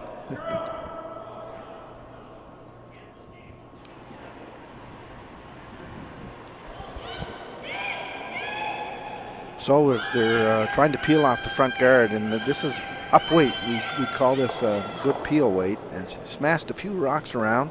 Didn't take off the one right on the center line, but she moved a few. Didn't really improve the situation at all. And now Campbell's going to put another guard. She's got one solid in the top of the forefoot, and she's going to try to block the Comeau rink from running the one on top of the 12-foot back onto the forefoot. So this is a good call. I notice on this side of the ice they're taking, she tightened up the ice and tightened it up again. So I'm just going to say it looks like they're taking a little bit more ice on this side, but she's tightened it up to about the same as what they were taking on the other side of the sheet. She can afford to take a little bit more ice and show the inside of the yellow stone. Yeah, she could. But she can't afford to show the outside of it. Right, exactly. Now, you know, at our vantage point up here, Kevin, I'm liking the looks of the ice. It looks like fun ice to play on. It looks like the speed is, you know, really pretty good, and it's very consistent from what I've seen. And the curl, well, I mean, it's you know, if you throw a nice draw weight, it's a consistent curl. You might want to touch more curl, but not much. But the speed is excellent, and hit weight, control weight, you're only, you know, putting the broom down and giving it about 6 to 8 inches and both sides, and it just runs right up the sheet perfectly. So that's typically what you get on real good ice. Nice curl on the draw, and you know, a good consistent curl on board weight. But when you want to up the weight to a control 9.5, 10-second weight, it's you know, it's pretty predictable and easy to call ice like that. You know, there's no runs in it that I've seen on this sheet. And obviously there's no frost yet. I heard this afternoon it did fudge up, which means it got a little slower on the 8th end on, but that's typical for any ice surface, you know, down the center. And you know, the coaches are watching for that and taking notes and stuff like that. We talked about it, Kevin, the first couple ends of this game. Both teams were throwing the rock a little heavy, you know, so it tells me, because they had good practice time on this ice. By the second end, it was right up to speed, and they were getting a little fooled by it, so it tells me that her ice is fairly fast. Jenna Campbell's now looking at, okay, so I have my shot rock in there. I have hammer, so how do I get my second one in? And not sure. She's trying to go through the hole. Or she's trying to guard that that run back yellow off the center line. She's going to pull the string on this one. Mm-hmm. We have our first final, Mike, on sheet 5. The Melody Forsyth team has defeated Olivia Winter 9-3. They stopped after 7 ends, so it's 9-3 for the Forsyth rink. Both teams are from Curl Moncton. Okay, I understand the Forsyth team is the seed number 2, and so yeah, that team's played very well tonight, apparently, according to the scoreboard. So it's a long week of curling here, a long weekend of curling, a lot of rocks to be thrown, but Forsyth's off to the races.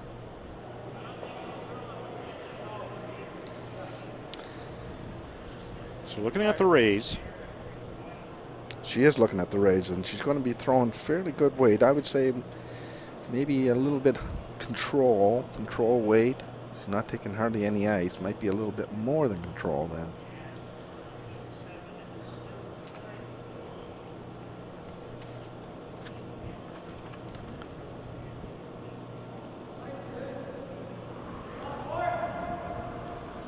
Here it comes. And it's out there a bit Kevin. They got to finish this rock. They're sweeping it on one side, trying to get it to finish. Going to hit her own. And Back again. And yes, she's sitting number one on top of the 4-foot. She's not the way she called it, but it worked. That was her plan B, and she knew that was there just in case that rock didn't curl enough. So she got a good result. She's sitting number one. now we're going to try to draw, or I think a corner, almost like a corner freeze to the Yellowstone. That's on the top of the 4. She's taking ice there, Kevin. That should go right to the button. That should go right to the center line, I would think, if she has perfect draw weight. I'm thinking the sweepers are sort of backing off real quick on this, so she might be a little hot. Doesn't look like she's going to get by that guard. It would have been hot. It's going to punch one up into the back of the 12-foot. Now it's going to be interesting because you could elect to come through that hole and really put the pressure on Campbell's rink, or you could run the one in the back and sit 3. It's going to be interesting to see, but it looks like she's saying, I'm going to come through that hole and protect my number 1 for sure. Get a solid number 2 in there and just don't set up a double. That's the problem with this shot, is that, you don't want to set up a double, but you just might. She's taking a little bit more isos. I think she's just blocking I think she's going to put this out front. It's going to be interesting to see where this stops, but she doesn't want it to stop in the top 12-foot with an angle for 2. So it's a little dangerous going too deep with this shot. Although if she fills the hole, it's going to be very, very tricky for the Campbell rink to score.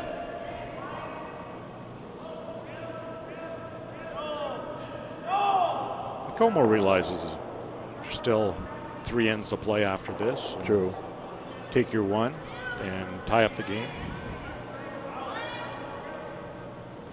She'd like to pressure on, and that's what she's doing. She's covering this hole so that she's going to force the Campbell rink to run something back and try to peel the one off the 4-foot. The run back on this side, on the right-hand side that we're viewing, that's not available.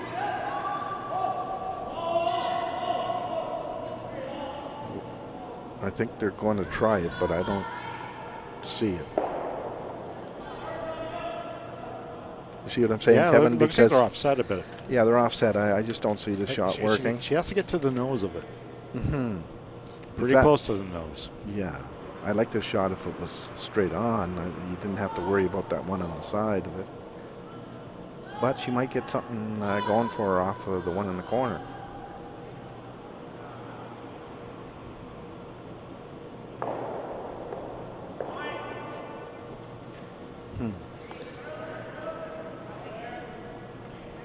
Well, I don't know if it's a steal of 1 or a steal of 2.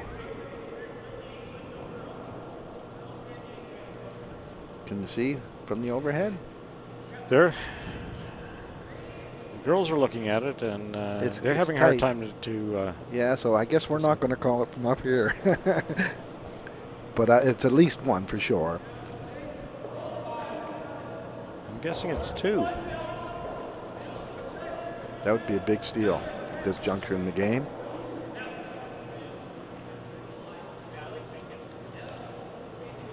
And it is. It's a steal of 2. So now the scoreboard's changed around. Now it's 6-5 for the Comeau rink. That was a big steal. It was. It's really unfortunate that ended up raising them in for the second shot. Yeah, it was a tough shot to begin with, but with more weight, she would have hit that the other yellow one in the house, would have pushed it through, but apparently she just had the exact wrong weight for her to give up that second. Yeah, point. I think she might have got out a bit, and that rock hung a little straighter than what she thought all the way down, and they were just hoping it would curl a little bit more so they would get a good bounce off the one in the corner. But we're still in the game here. It's still 6-5, and now the Campbell rink has got last rock.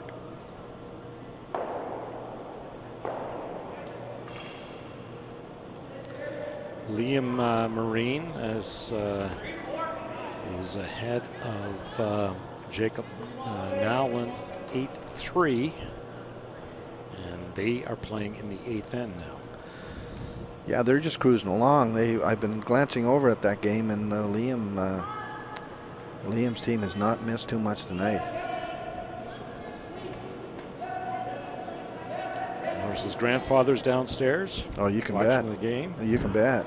The family is here. Oh, they're all downstairs for sure. A lot of coaches behind the glass watching that game. Well, his father's the coach of that team, Felipe Senior, of course, and he's coached many a good team from around here. But Liam's a very strong player in himself, very, very smart skip, and I suspect he'll do well this weekend.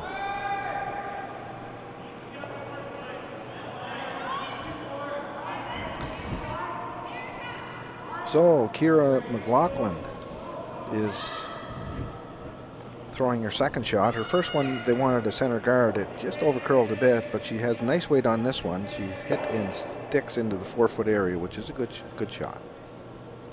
She's a computer science student at the University of New Brunswick. She's curled 10 years.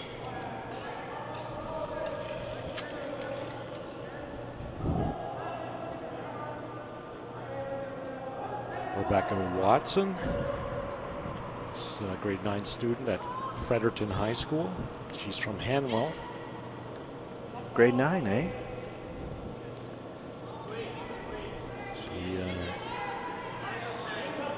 She's got a lot of years left. Her and Jenna have been teammates for all 10 years she's been curling. Really? There you go. See, they enjoy each other's company, and they've had some success, and probably in the Little Rocks and the whole bit, and just enjoy the game, and that's what it's all about. You gotta, if you're going to put some time in, you gotta enjoy this game, and a lot of the junior teams that are formed around New Brunswick, I say that's why we've been so successful on the national level. It's because they've been formed based on age. They're joining these groups of boys and girls teams at 12, 13, 14 years of age, and they've got lots to play for. You got the Canada Games. You can take a run at that. You can take a run at the under 18. You can, and this of course is the under 20s, Papa John's. But these athletes really have been together, a lot of them, for many, many years, and it shows. They know the game inside out.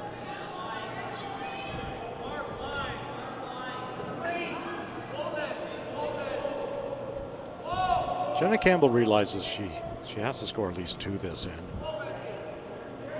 And so she's ignoring the stone in the 12-foot, trying to bury one, but unfortunately it's still open. So Justine Comeau doesn't waste any time stepping up and putting down her broom and asking for a hit.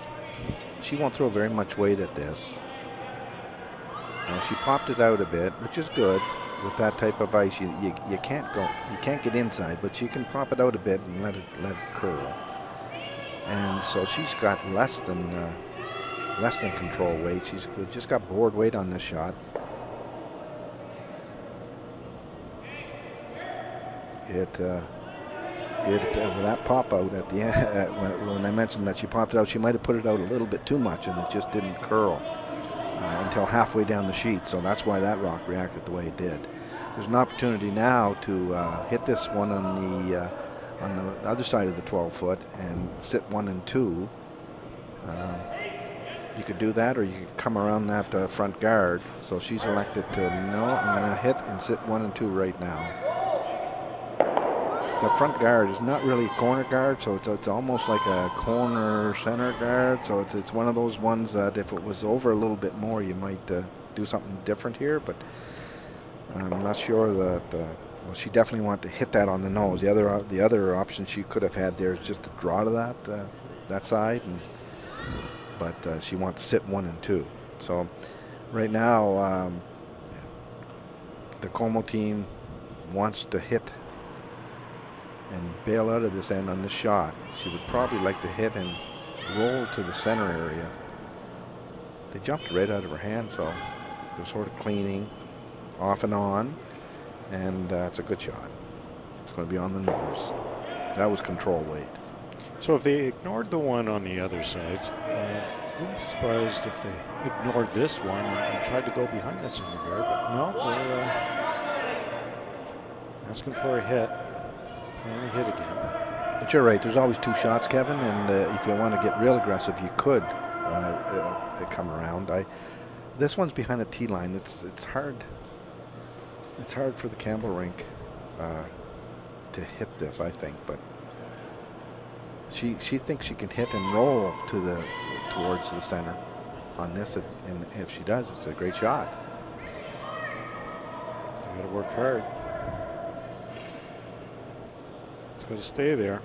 It's going to. Nice shot.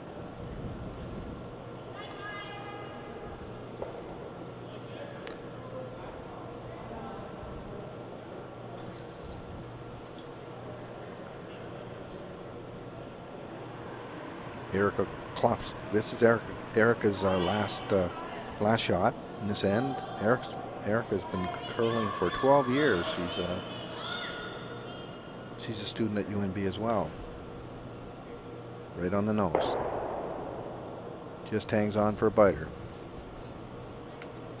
So this has been back and forth of whacking the one off the back 12-foot this whole end. There's only one other rock in play, and that's out front. It's just off the center line, and it might come into play before this end's over. Wow, that was a nice shot over there, and the sheet next to us, sheet 6. That was Liam. He made a great shot there, hitting kind of flopped into the center.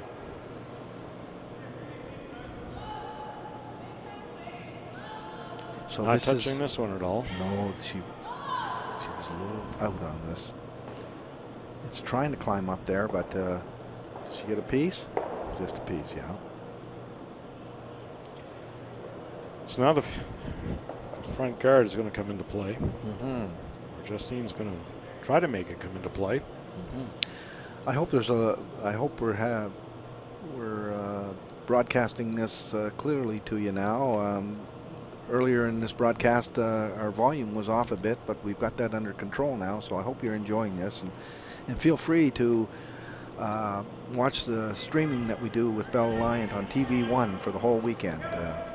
Anytime you want to watch some good curling, some good junior curling right here in New Brunswick, just tune in, and we'll be here.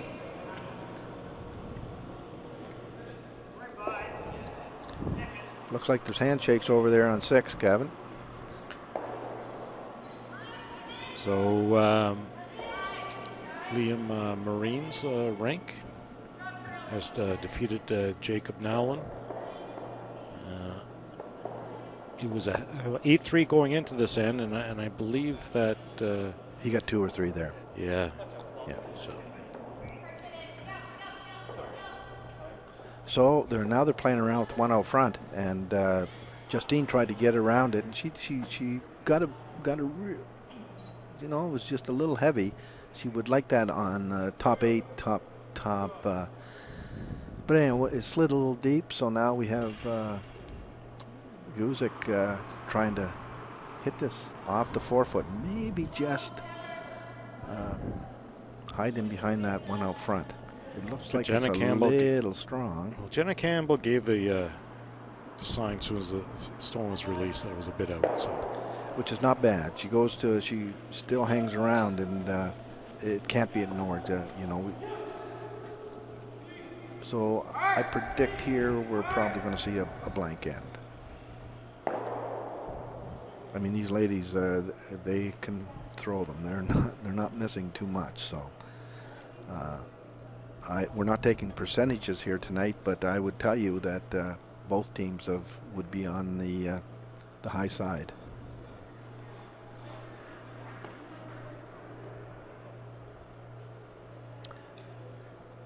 Yeah, the final score from the Marine Nowlan game is Liam Marine did steal 3 in the 8th.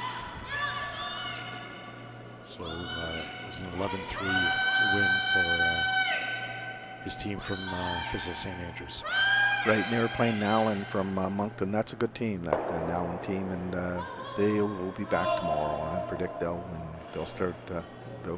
They'll learn from tonight, and they'll be back at this. There's lots of games yet. So we're trying to.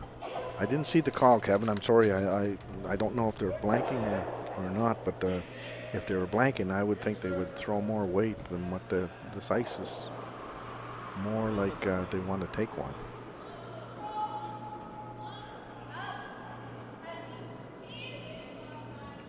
It's going to curl a bit. It's going to be a blank.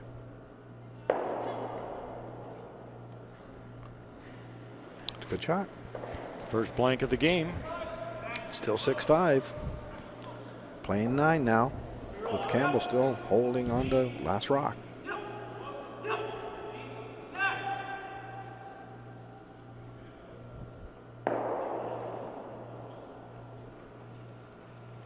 What time's the game tomorrow, Kevin? Saturday, our first draw is at 9 a.m. We have all 5 sheets in action. Okay, that'd be the first. And at 3 o'clock, we have 4 games. Four games at 3? Yeah, okay. So if you like this and you want to tune in tomorrow, there you go. 9 o'clock and 3 o'clock. We'll be here. Not necessarily this crew right here, but there will be a crew here. There will be people here. That's right. I hear Wade Blanchard's coming in to do a couple of spots. And he's always good on this. He enjoys the game and does a very good job commentating. He knows a few things. Yeah, he was part of that Wayne Talon team as well. Mike Flannery and Michael Kennedy with the senior World Championship team. Of course, he won the seniors last year, so but with his own rink. So he's been around. And he was runner-up in the Hot Dog Cup. There you go, the Hot Dog Cup. That's one of the ones that we have here on Thursday night. And if you get yourself in a position, you can play for all the hot dogs you want to eat. It's a lot of fun, though. And don't you tell me that people don't watch the board to see where they're positioning. But it just adds a little bit to our men's night, doesn't it? Yeah, it sure does. Yeah. I got a grandson playing hockey, so I had to bow out on the Thursday nights this year, but I do miss it. And I do play on Wade Blanchard takes care of our Tuesday night league here.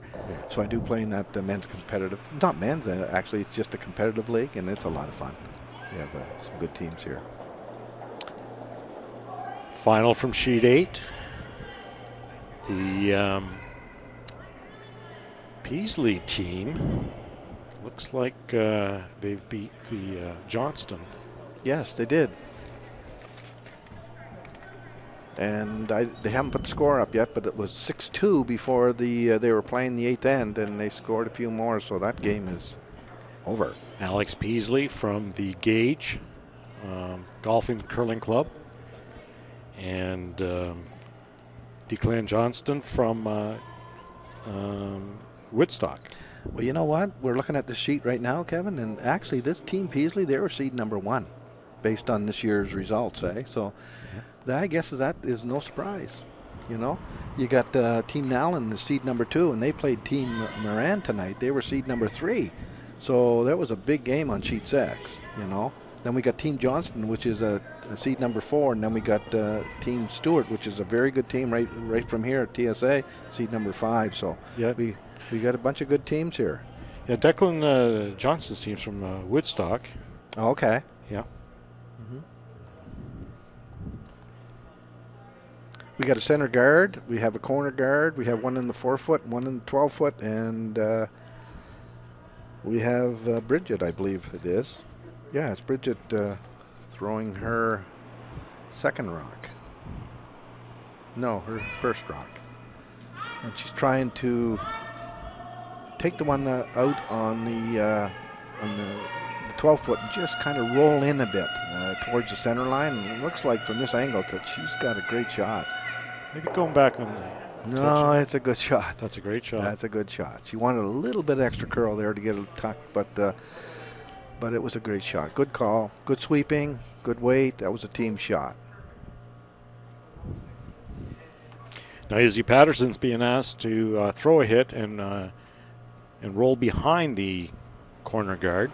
I mentioned earlier, you may have not heard us because the volume was off a bit, but this team, Campbell, played this afternoon and they finished off really nicely. They got through their game. They won 8-7, but they scored 3 points in the 8th end. They stole the 10th end to win 8-7, so they came into this game feeling real good about themselves. That stone curled a lot. It did. I don't know if it picked up something or what. They didn't sweep it right out of her hand, and it just took off. So it's hard to say what happened on that one.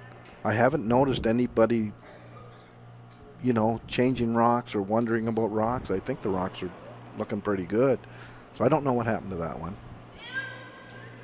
If it did pick, it's an unfortunate break. Yeah, sure is. Because now they're going to put a cap on it.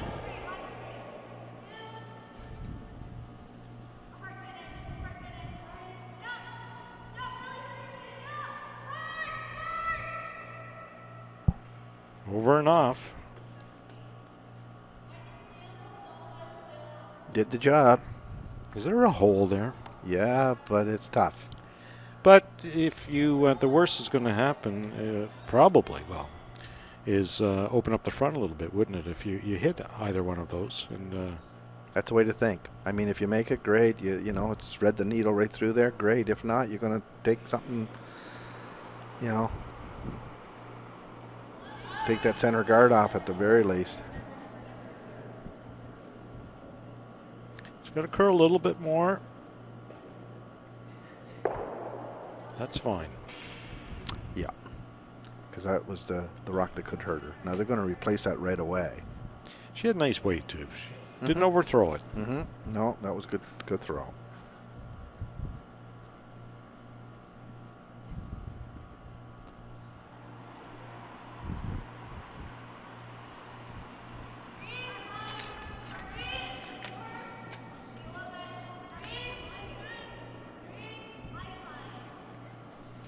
Justine's asking for it, just short of the house on the center line.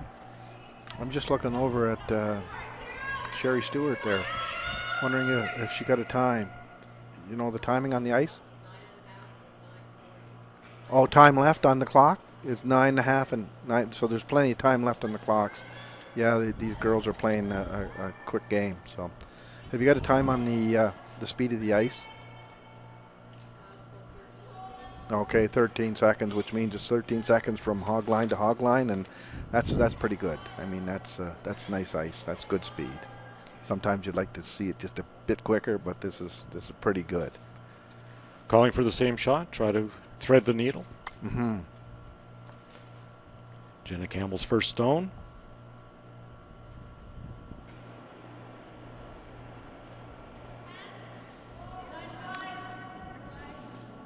Positive rotation. It's looking like a nice shot. Lots of rotation. I think the weight was good.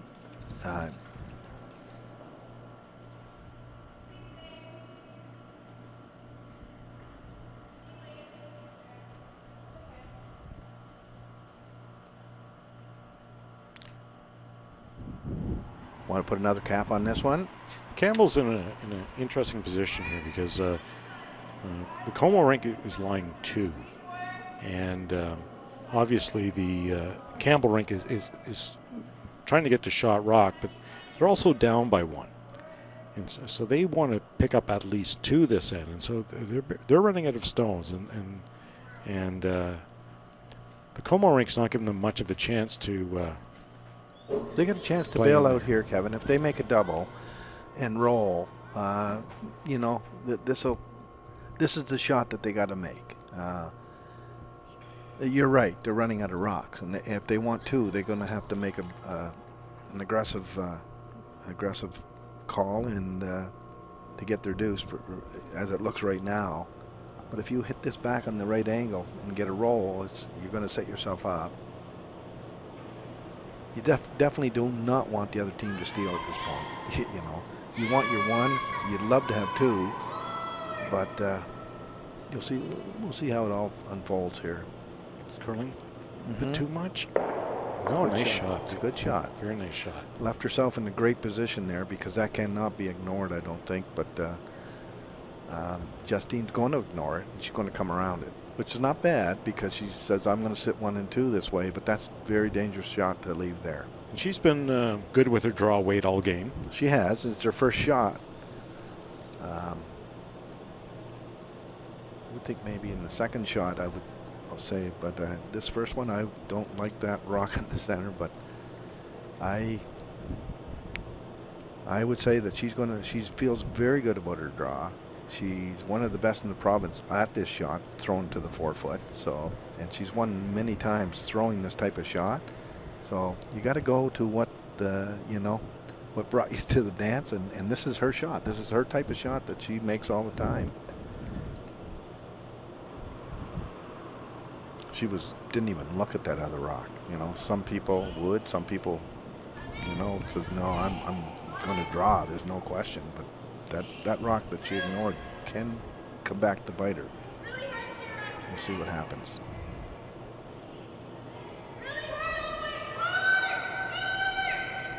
She made a great one. It's half open. So this gives No, the Campbell rink now has a chance to get their deuce. Their Good. deuce So- is in play here. Oh yeah, Guzik, if she hits and rolls,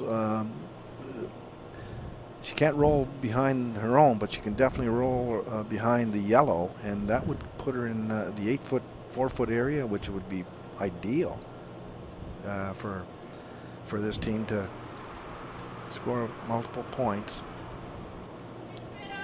She's throwing kind of board up weight. It's got a lot of rotation on it again. I would say probably they're throwing a pile of rotation for that type of ice, I think. I think that's what happened to both their shots that didn't curl. They're probably practicing a lot of rotation on curly ice, and that's good, but you got to ice it properly too.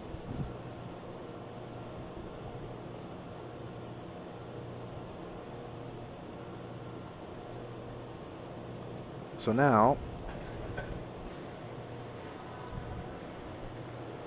Justine, I think, might just come.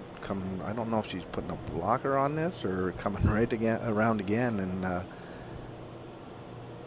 if she that would really put the pressure on her if she came and froze right to her own. But I don't know if she's playing the shot or putting the guard. If she puts the guard, there's a possibility that the Campbell rink can come by her own shot and use her own shot to punch that back to get it off the 4-foot. So I don't know what she's doing. I really didn't see the call. But with that ice, I think she's probably just coming right on top of hers. No, it's going to be a guard. She was throwing the guard all day there. That might overcurl.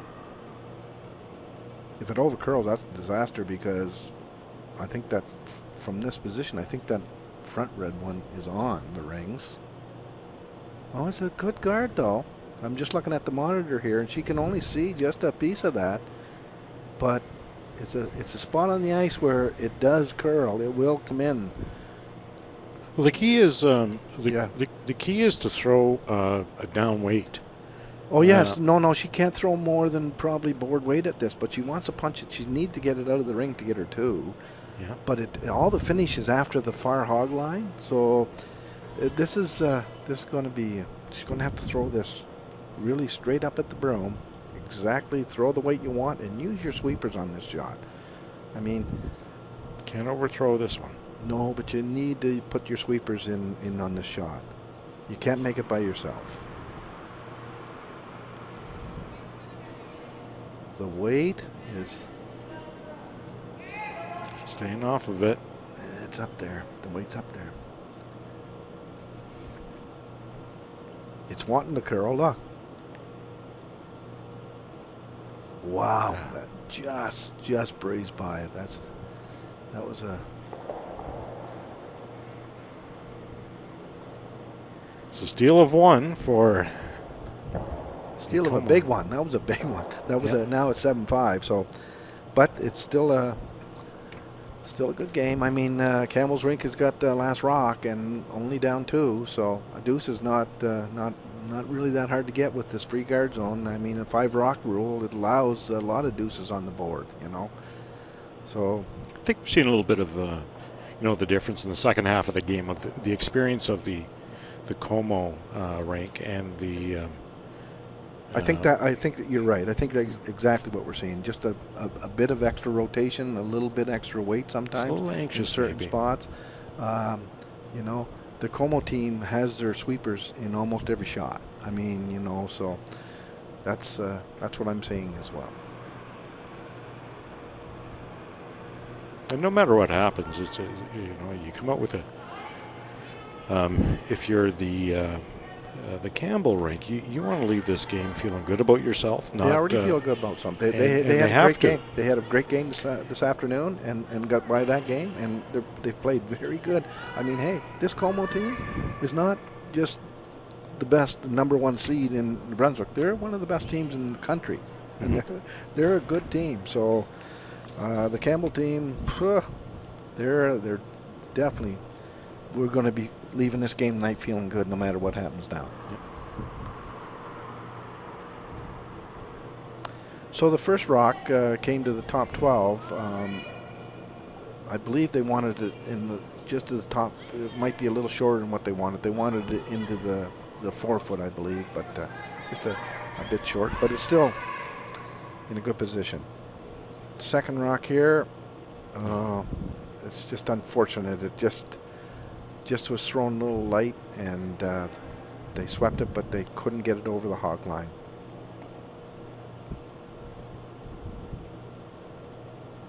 Kira McLaughlin.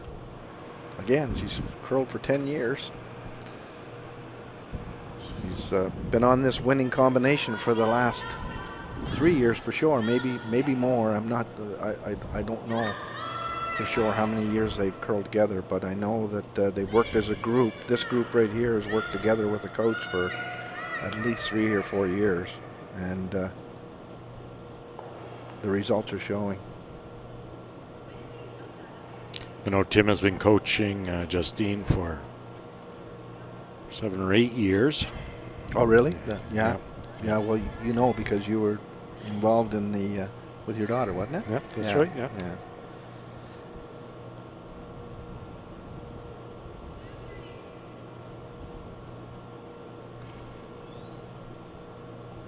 So Rebecca Watson, her second stone. Corner guard.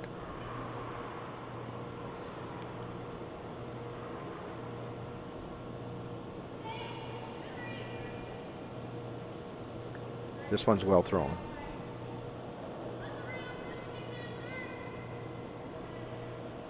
The ice might be getting a touch stickier as well. It looks it to me. It looks like it is, and that's typical. The 9th and 10th end. It's a 10. We're used to playing it in games now, and if you're lucky. No, but I mean, in our games the ice holds up, but in the 9th and 10th end today, this afternoon, I was noticing that and that's normal, that it just a little slower. Because they practice on the sheet too before their game, so there's a lot of rocks thrown up and down. My skip tells me that our games, a curling game is only 6 ends long. Is that right? Yeah, we shake hands after 6. Well, you guys just want to go in and enjoy the hot toddies on a cold night. Is that what it's all about? I think that's what it's all about. Yeah. Well, I don't think I could play a 10-end game anymore.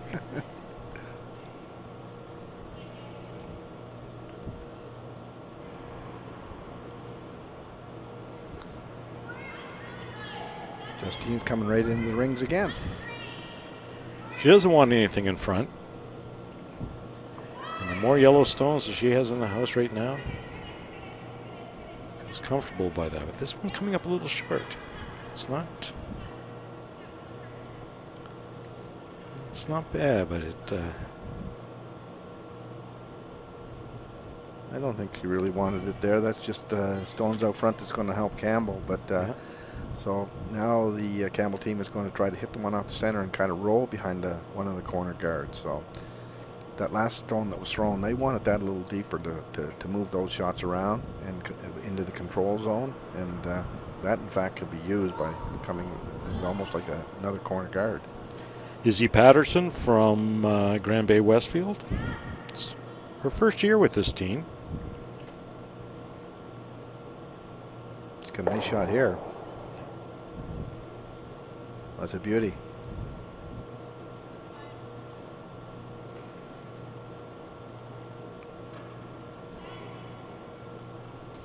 So she just indicated, Justine just indicated she wanted to control weight, and she doesn't give her much ice, but they jumped it right away, which indicates that she might have been a little tight on the broom, and they're going to sweep to try to hold it. They're good sweepers, and they did hold it. It rolls to the 4-foot in a real good area, completely buried. It's a beautiful shot. Yeah, it worked out real well. They're all smiling.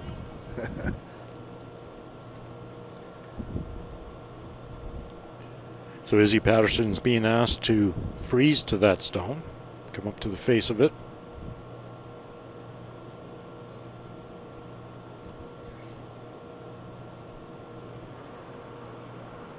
Don't be heavy. I mean, you know, anywhere on top 8, top of the 4-foot's great. You don't want to be heavy on the shot.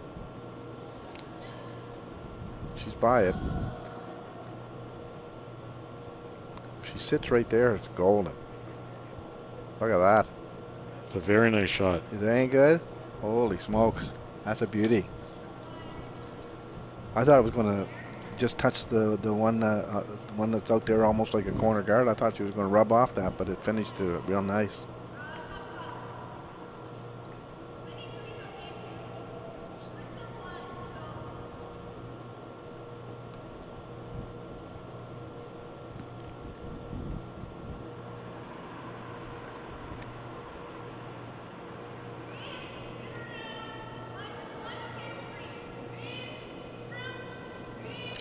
She's saying there's lots of room there, so it finishes right here. It starts to really move at the hog line. And here it comes. I don't know if it's enough weight though. I still think from this vantage point, I think yellow is 1. I'm not sure. Looking at the screen, is that, yeah?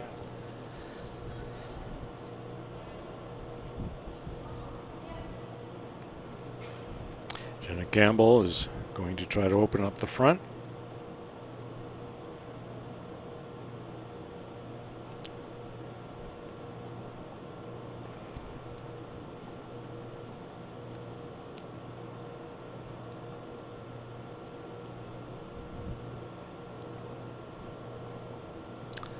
If she throws this right, she might get a couple things happening here. She might spill a few rocks. You know, if she hits this one on the center line on real high side, she's going to spill it over, and she might touch a couple of rocks here, maybe 3.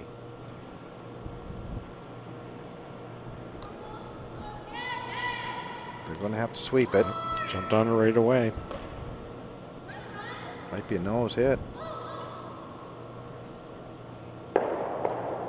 Well, you know, that's a pretty good result. She took the one off the center line and lost another rock. So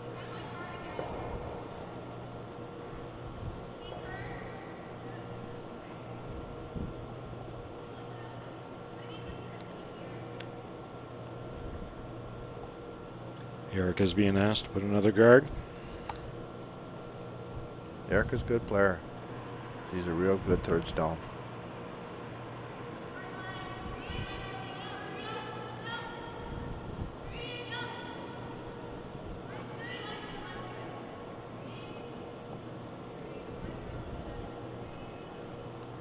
Looks good.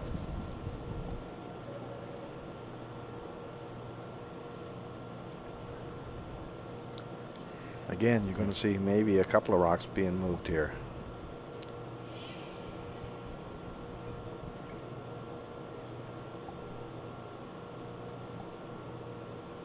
Trying to knock the one on the center line off, and come across the face of it and touch. Possibly, she might get a good result if she throws it the way she wants. She put it out a bit, which is okay.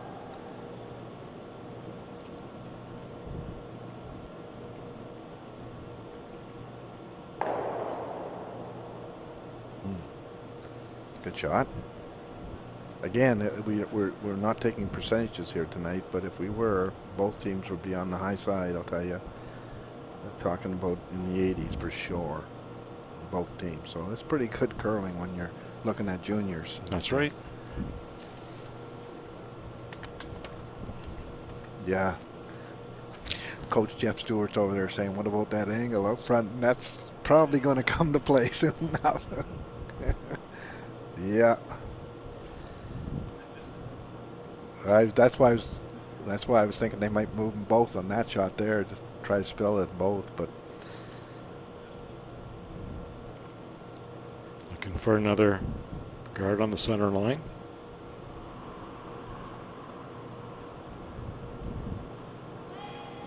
this is Justine's first. Yes, it's Justine's first. So she's up by 2, throwing her first in the last end, the 10th end here at Thistle St. Andrews. For coming to you live with Bell Alliant TV1.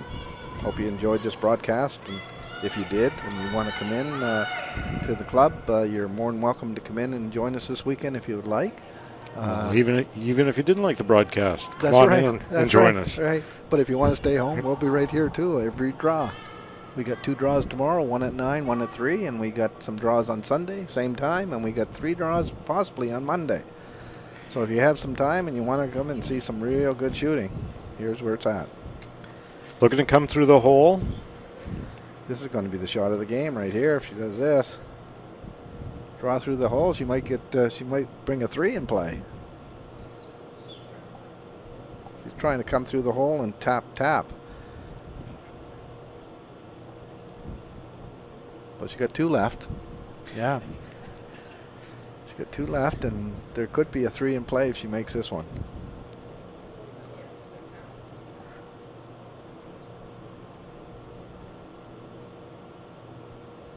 It's a key shot.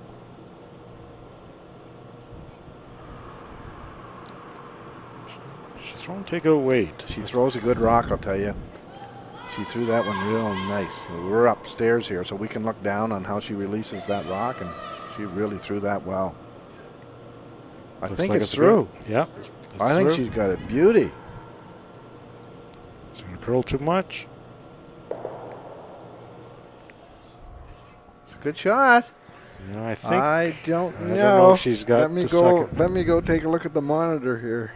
I think she might be just sitting one.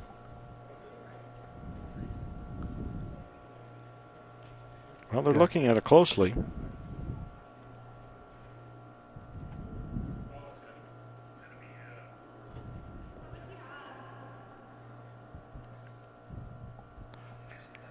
That's very interesting. Now So Justine Comeau's making the call already. She's throwing takeout. She's just asking her front end how much of it she can see from the hack. I don't think she can see very much of that, Kevin. And she's talking to Erica about weight, what kind of weight to throw. Well, so they're discussing weight. And she's going to be throwing good weight on this if she's taking. Well, there's going to be control up for sure.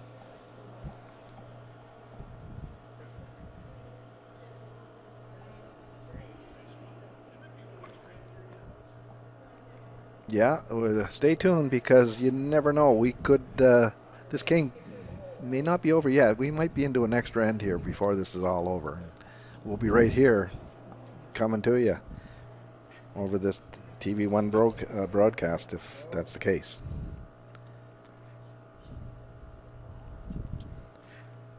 The angles are good for her. She's thinking about throwing a double. The sweepers are on her right away. Is she going to get by the guard? It's going to be tight. Yeah, she's on. Oh, guess what? Oh, this one. Look at the result there. That wasn't bad. I'll tell you, this game she might have been able to come around that side, but I don't think she can now. You know, before that rock rolled to that 4-foot line. Yep. It blocked. Campbell's ring could have actually won the game by throwing a soft tap back. An out turn around the outside. She might still do it with a chip, you know, a chip off that front rock.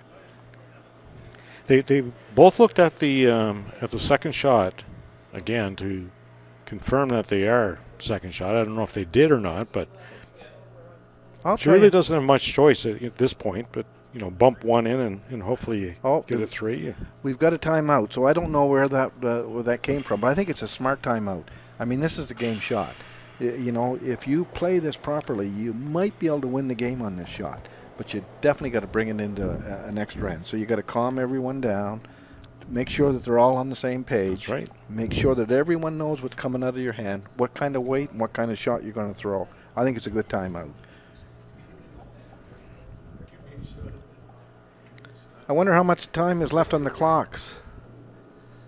They have 3 minutes and 14 seconds. 3 minutes, so there's still lots of time on the clock, and we're playing the 10th, and we're just finishing up. Each team has 38 minutes of thinking time, is what they call it, and I believe we have a 4.5 minutes for an extra end if it goes to an extra end. But so both teams played at a pretty good clip here tonight, and they have plenty of time left on their clocks. Second shot is awfully close. They're looking at it again. They're not sure. Well, we're still wondering who is second shot here. It's hard to call from where we're sitting up top, and I'm thinking that you got to throw and tap for your 2, and you might be able to get the roll. If you get the perfect shot, you could actually roll in and win the game. Yep, that's right. But you got to think your 2 first. You know, make sure that you at least touch it. Your plan B is the win. Your plan A is to tie the game. Yep. So they're taking extra ice than they were going to take. So that timeout proved to me that coach has been watching, you know, and saying, hey, you know, because they were taking a lot less ice. Now they've opened it up a bit, so I think they are trying to chip.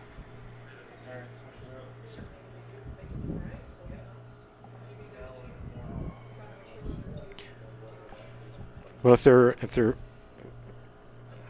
they're feeling strong about second shot, maybe they're just drawn to the 4-foot. Maybe they are taking a lot more ice than they were going to take before that timeout.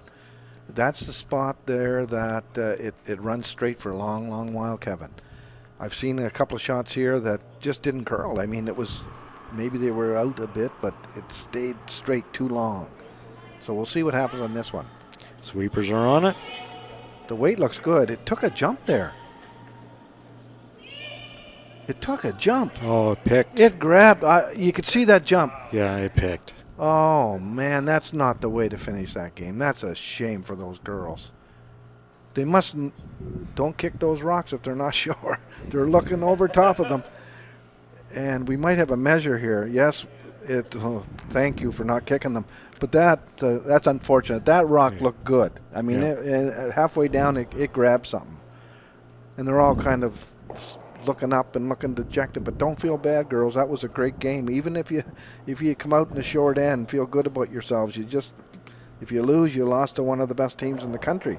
You know, Comeau's team are going to say, "Whew, let's go home and think about this," because that's right. You know, we had all we could handle tonight.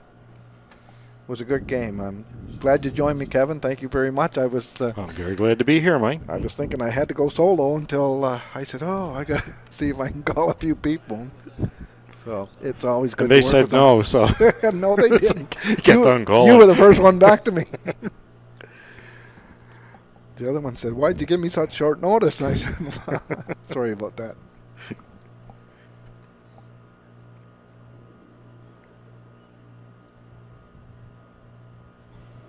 Well, here we go. The measure for the win. Sorry, measure for the tie or the win. Yeah.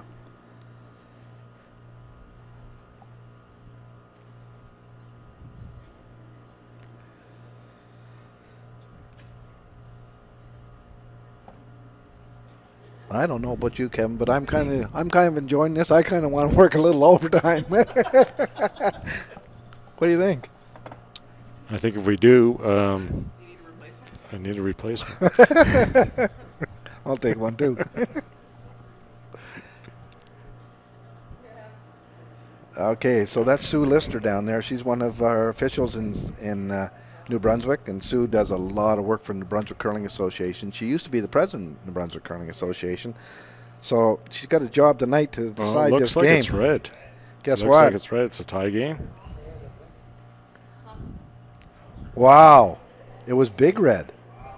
I mean it. Yeah. Yeah, I thought it looked closer than what it was. It was red, and we do have a tie game. Wow. I was only kidding about the overtime, but I really don't mind. It pays the same. No, I'm good. So hang tight. We're going to go to overtime. We got an extra end here at the Papa John's Under 21 Junior Championship. It doesn't matter. Yes, make that 2. Yeah, we're into overtime here, the extra ends, and First, when I show up, you tell me the games are 10 ends long. Yeah. Instead of 8. yeah. And now they're So 11. What are you saying? Yeah. Yeah, I know. We're used to playing 8 ends, and this 10 end stuff is a little different. Yeah. Well, that's good. I mean, it's a good game to broadcast anyhow, because it's all tied up after regulation. I'm very impressed with the Campbell rink. So am I. They're out there. They're curling a good game. They're having fun. You can see that. They're smiling a lot and laughing, and that's the key right there, right? Is to go out and you're going against the top seed. Look at them down there. They're talking to their coach. They're all laughing and smiling, high-fiving one another. Well, this is a big win for them, you know. This Comeau team is, like I said, how many times I've said it. I mean, they're twice now defending champion, and they're going for a three-peat, and you've just taken them to an extra end. That's right. You've just come off a great win this afternoon. And maybe you would have won it if your last stone wouldn't have picked. Exactly. You know what, though, Kevin? That last rock, she threw that nice. I mean, it picked, but halfway down, that looked like it was pretty good-looking rock.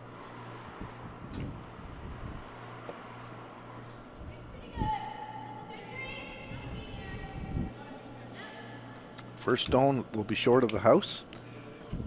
It's going to go halfway to the house, hopefully right on the center line.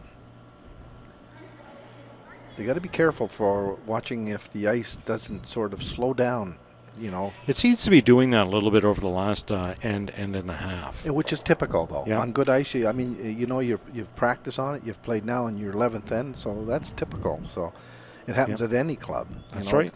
But you got to adjust. You got to be aware of that. That's what the coaches talk about when they go and talk to them in the 10th end. If there's an extra end, like, be careful, watch for that sort of thing, you know. So they're aware.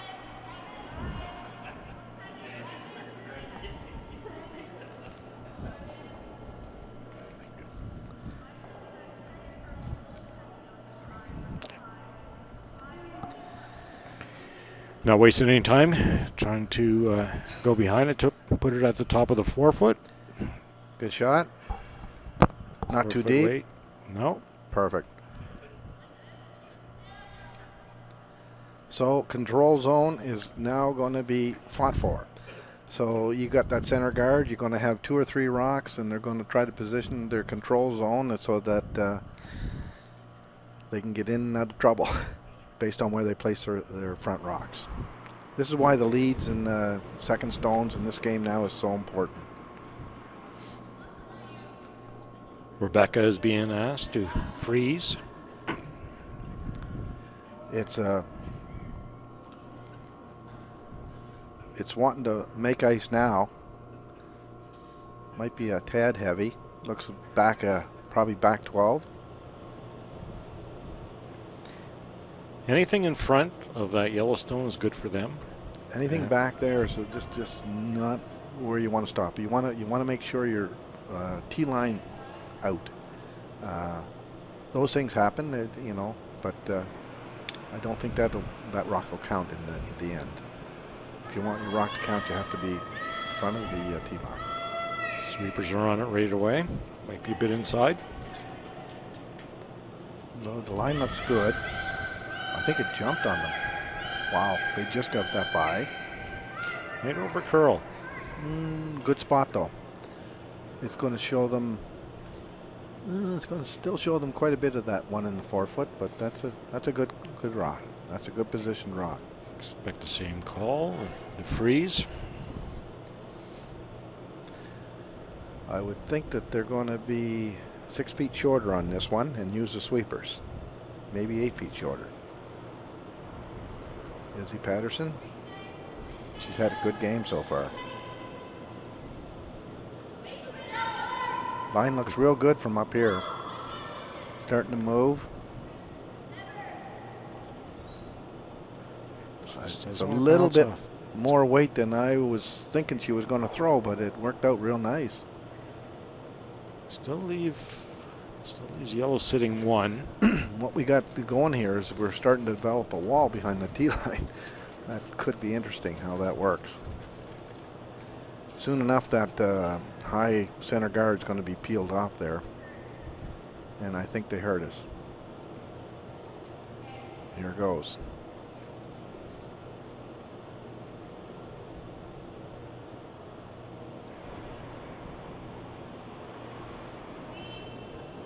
Bridget Comeau had a great game so far as well.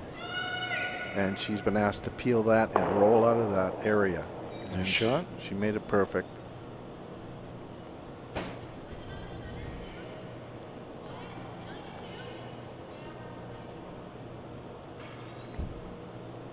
We're going to see a lot of high center guards now.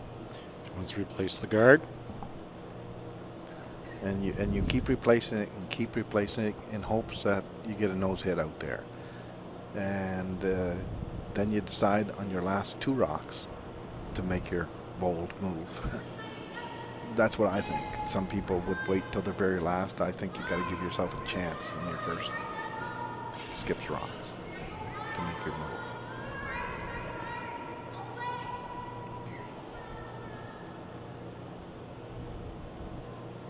It's nicely done. And again, the Campbell rink has still hanging in there, playing really good, placing the rocks exactly where they're asked to place them. They got to be real proud of themselves. They're going to be walking off no matter what happens tonight. They're going to say, we can beat anyone in this tournament, And is that too cocky? No, it's not. They had a great game this afternoon. They've played the province's best team, as far as I can see. And they got to prove that they're the best team. They got to win, this weekend. But you're playing the team that has won the last 2 years and done very well in the Canadian Championships. 2 years ago, they lost in the semifinals, and last year they made the playoffs again. They lost to BC by 1 shot. They lost to Alberta by 1 shot. Those 2 were in the finals last year. So, you can't play anything much better than that in this country. So, Campbell's going to sleep good tonight.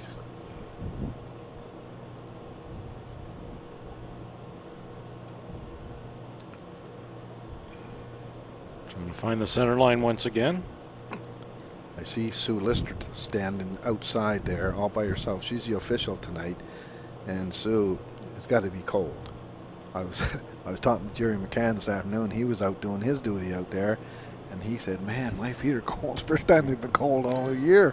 And he said, it's different when you're curling. They don't, when you're just out there standing watching, officiating. And I think that's Laura Copeland down there officiating as well.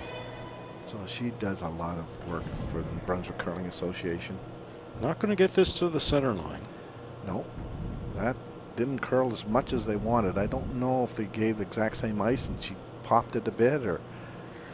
But so Justine Comeau has to decide whether she ignores that and plays in the house. She's giving it some thought.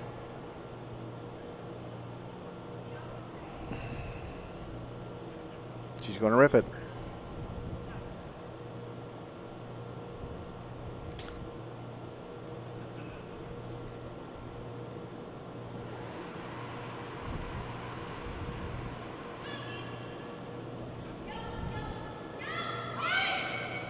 Look at that jump over. She's got it. Good shot. That's rolling. Good weight. She threw a lot of weight. Yeah. Good thing. Okay, how many rocks we got coming here? This is Campbell's. Her second, and so trying to replace that guard once again. We'll see if they make a move on their next one. They only need one. I mean, they only need to steal one, so you don't necessarily have to do anything to your last rock, but you got to make the last one perfect. So you want to set it up by your first rock, and then put some sort of guard, or do you want to put another? I agree guard? with you. I'd like to go in with my first. And Some people do. I kind of like to get two shots at it because you know you're going to have to throw a draw, so I'd like to throw it twice. Yeah. And this one didn't curl enough again. I don't know if they're purposely putting that out there to because they know they're going to peel the one off the center, so they just add a little bit more ice and put it in a different position so that maybe you'll get a nose hit. So if that's the case, that's a smart call because they're going to run it anyhow, so you might as well put it in a different spot.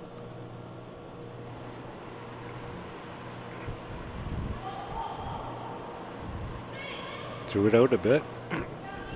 Trying to make it curl. I think she's got it. She's got it. Got a piece. All she needs. Now, did they talk about it? They didn't even look at it. They probably talked before the last one was thrown. Yeah. So Gusik's in the hack now for her first one. Looks like she's coming into the house. I think she's probably trying to freeze almost to the one on the back of the button. I like the freeze on the back of the button. I mean, if you make it, it's golden. You definitely don't want to be heavy. Yeah. I'd like to see them cleaning the stone after what happened last end in her last shot. I like the shot so far. It looks really good. She buy that one? She's got a beauty. Wow. That just sort of grabbed, didn't it? Didn't you think it kind of slowed down the slide path, eh? Well, I think she got a shot rock out of it. Wow. Justine Comeau just tapped it. That's interesting.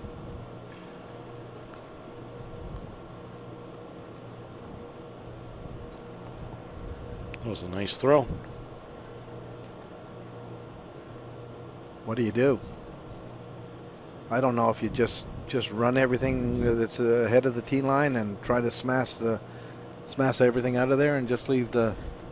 Yeah, because if you just went after the red, and you can't because it's going to pot on the back. No, I don't think that's going to do anything for you. I think you got to run everything and try to take everything off in front of the tee line. Yellow to red. Yeah, that's what she's doing. She called timeout. I don't know if she called it or the coach called it, but it's probably one that you want to talk about. So now we're really going to extra time.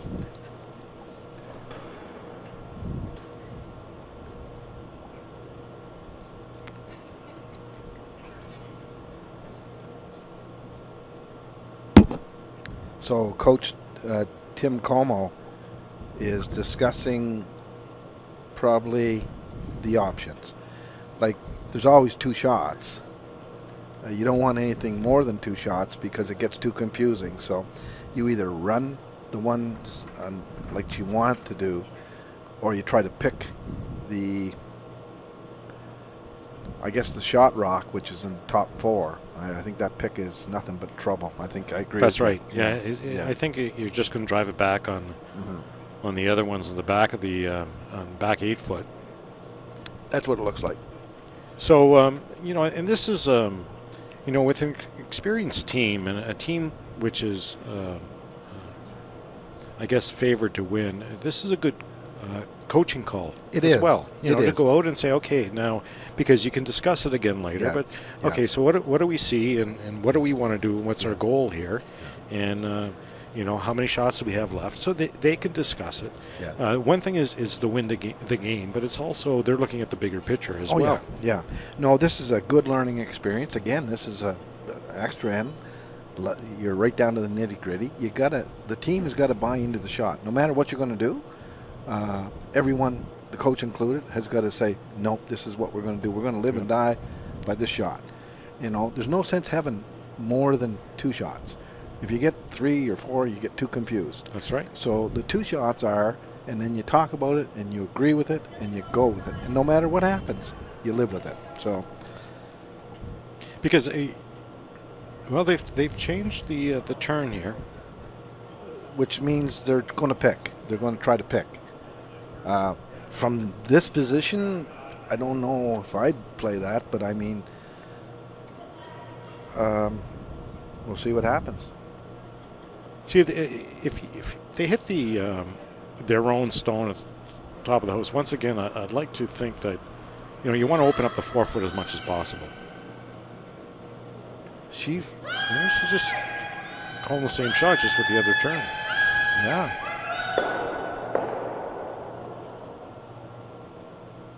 Now what's happened? I don't know if that.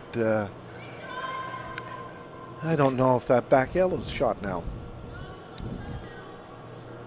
It's really hard to tell. I'm looking right here on the Bell Lion monitor, and it's very hard to tell. It's almost like a measure. Well, they don't look. They don't look concerned about that at all, do they? Well, it doesn't look like they're playing a guard. It's very hard to tell who's number 1. So it doesn't look like they're playing the guard. It looks like they're looking at that yellow. They're looking at the tap, aren't they? Wouldn't you play the tap? So, yeah. So the tap is the shot, but I thought at first they were looking at the yellow at the back. So if you come to the back, they're just going to come back. They're going to come back on top of you again. Yep. So I think the shot is the tap. But that's me talking. I don't know how Guzik's played a great game. She knows the ice. She trusts her sweepers. So we'll see what happens. Like I say, there's always 2 shots. So keep it clean. Yeah, the best one's always the one you make.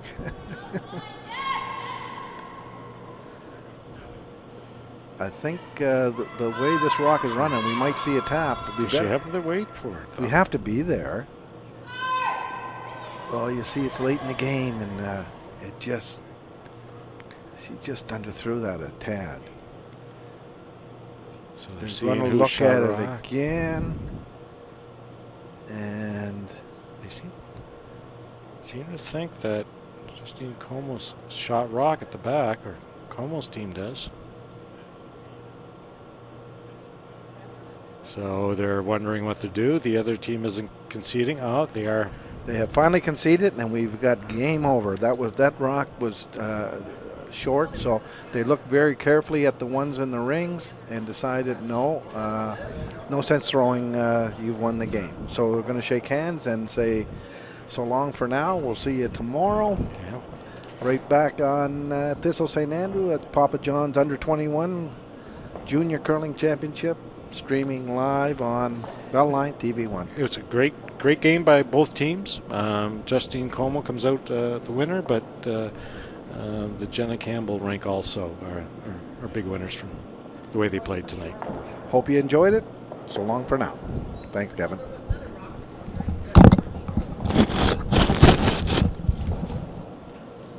Second half, we were way better. You know,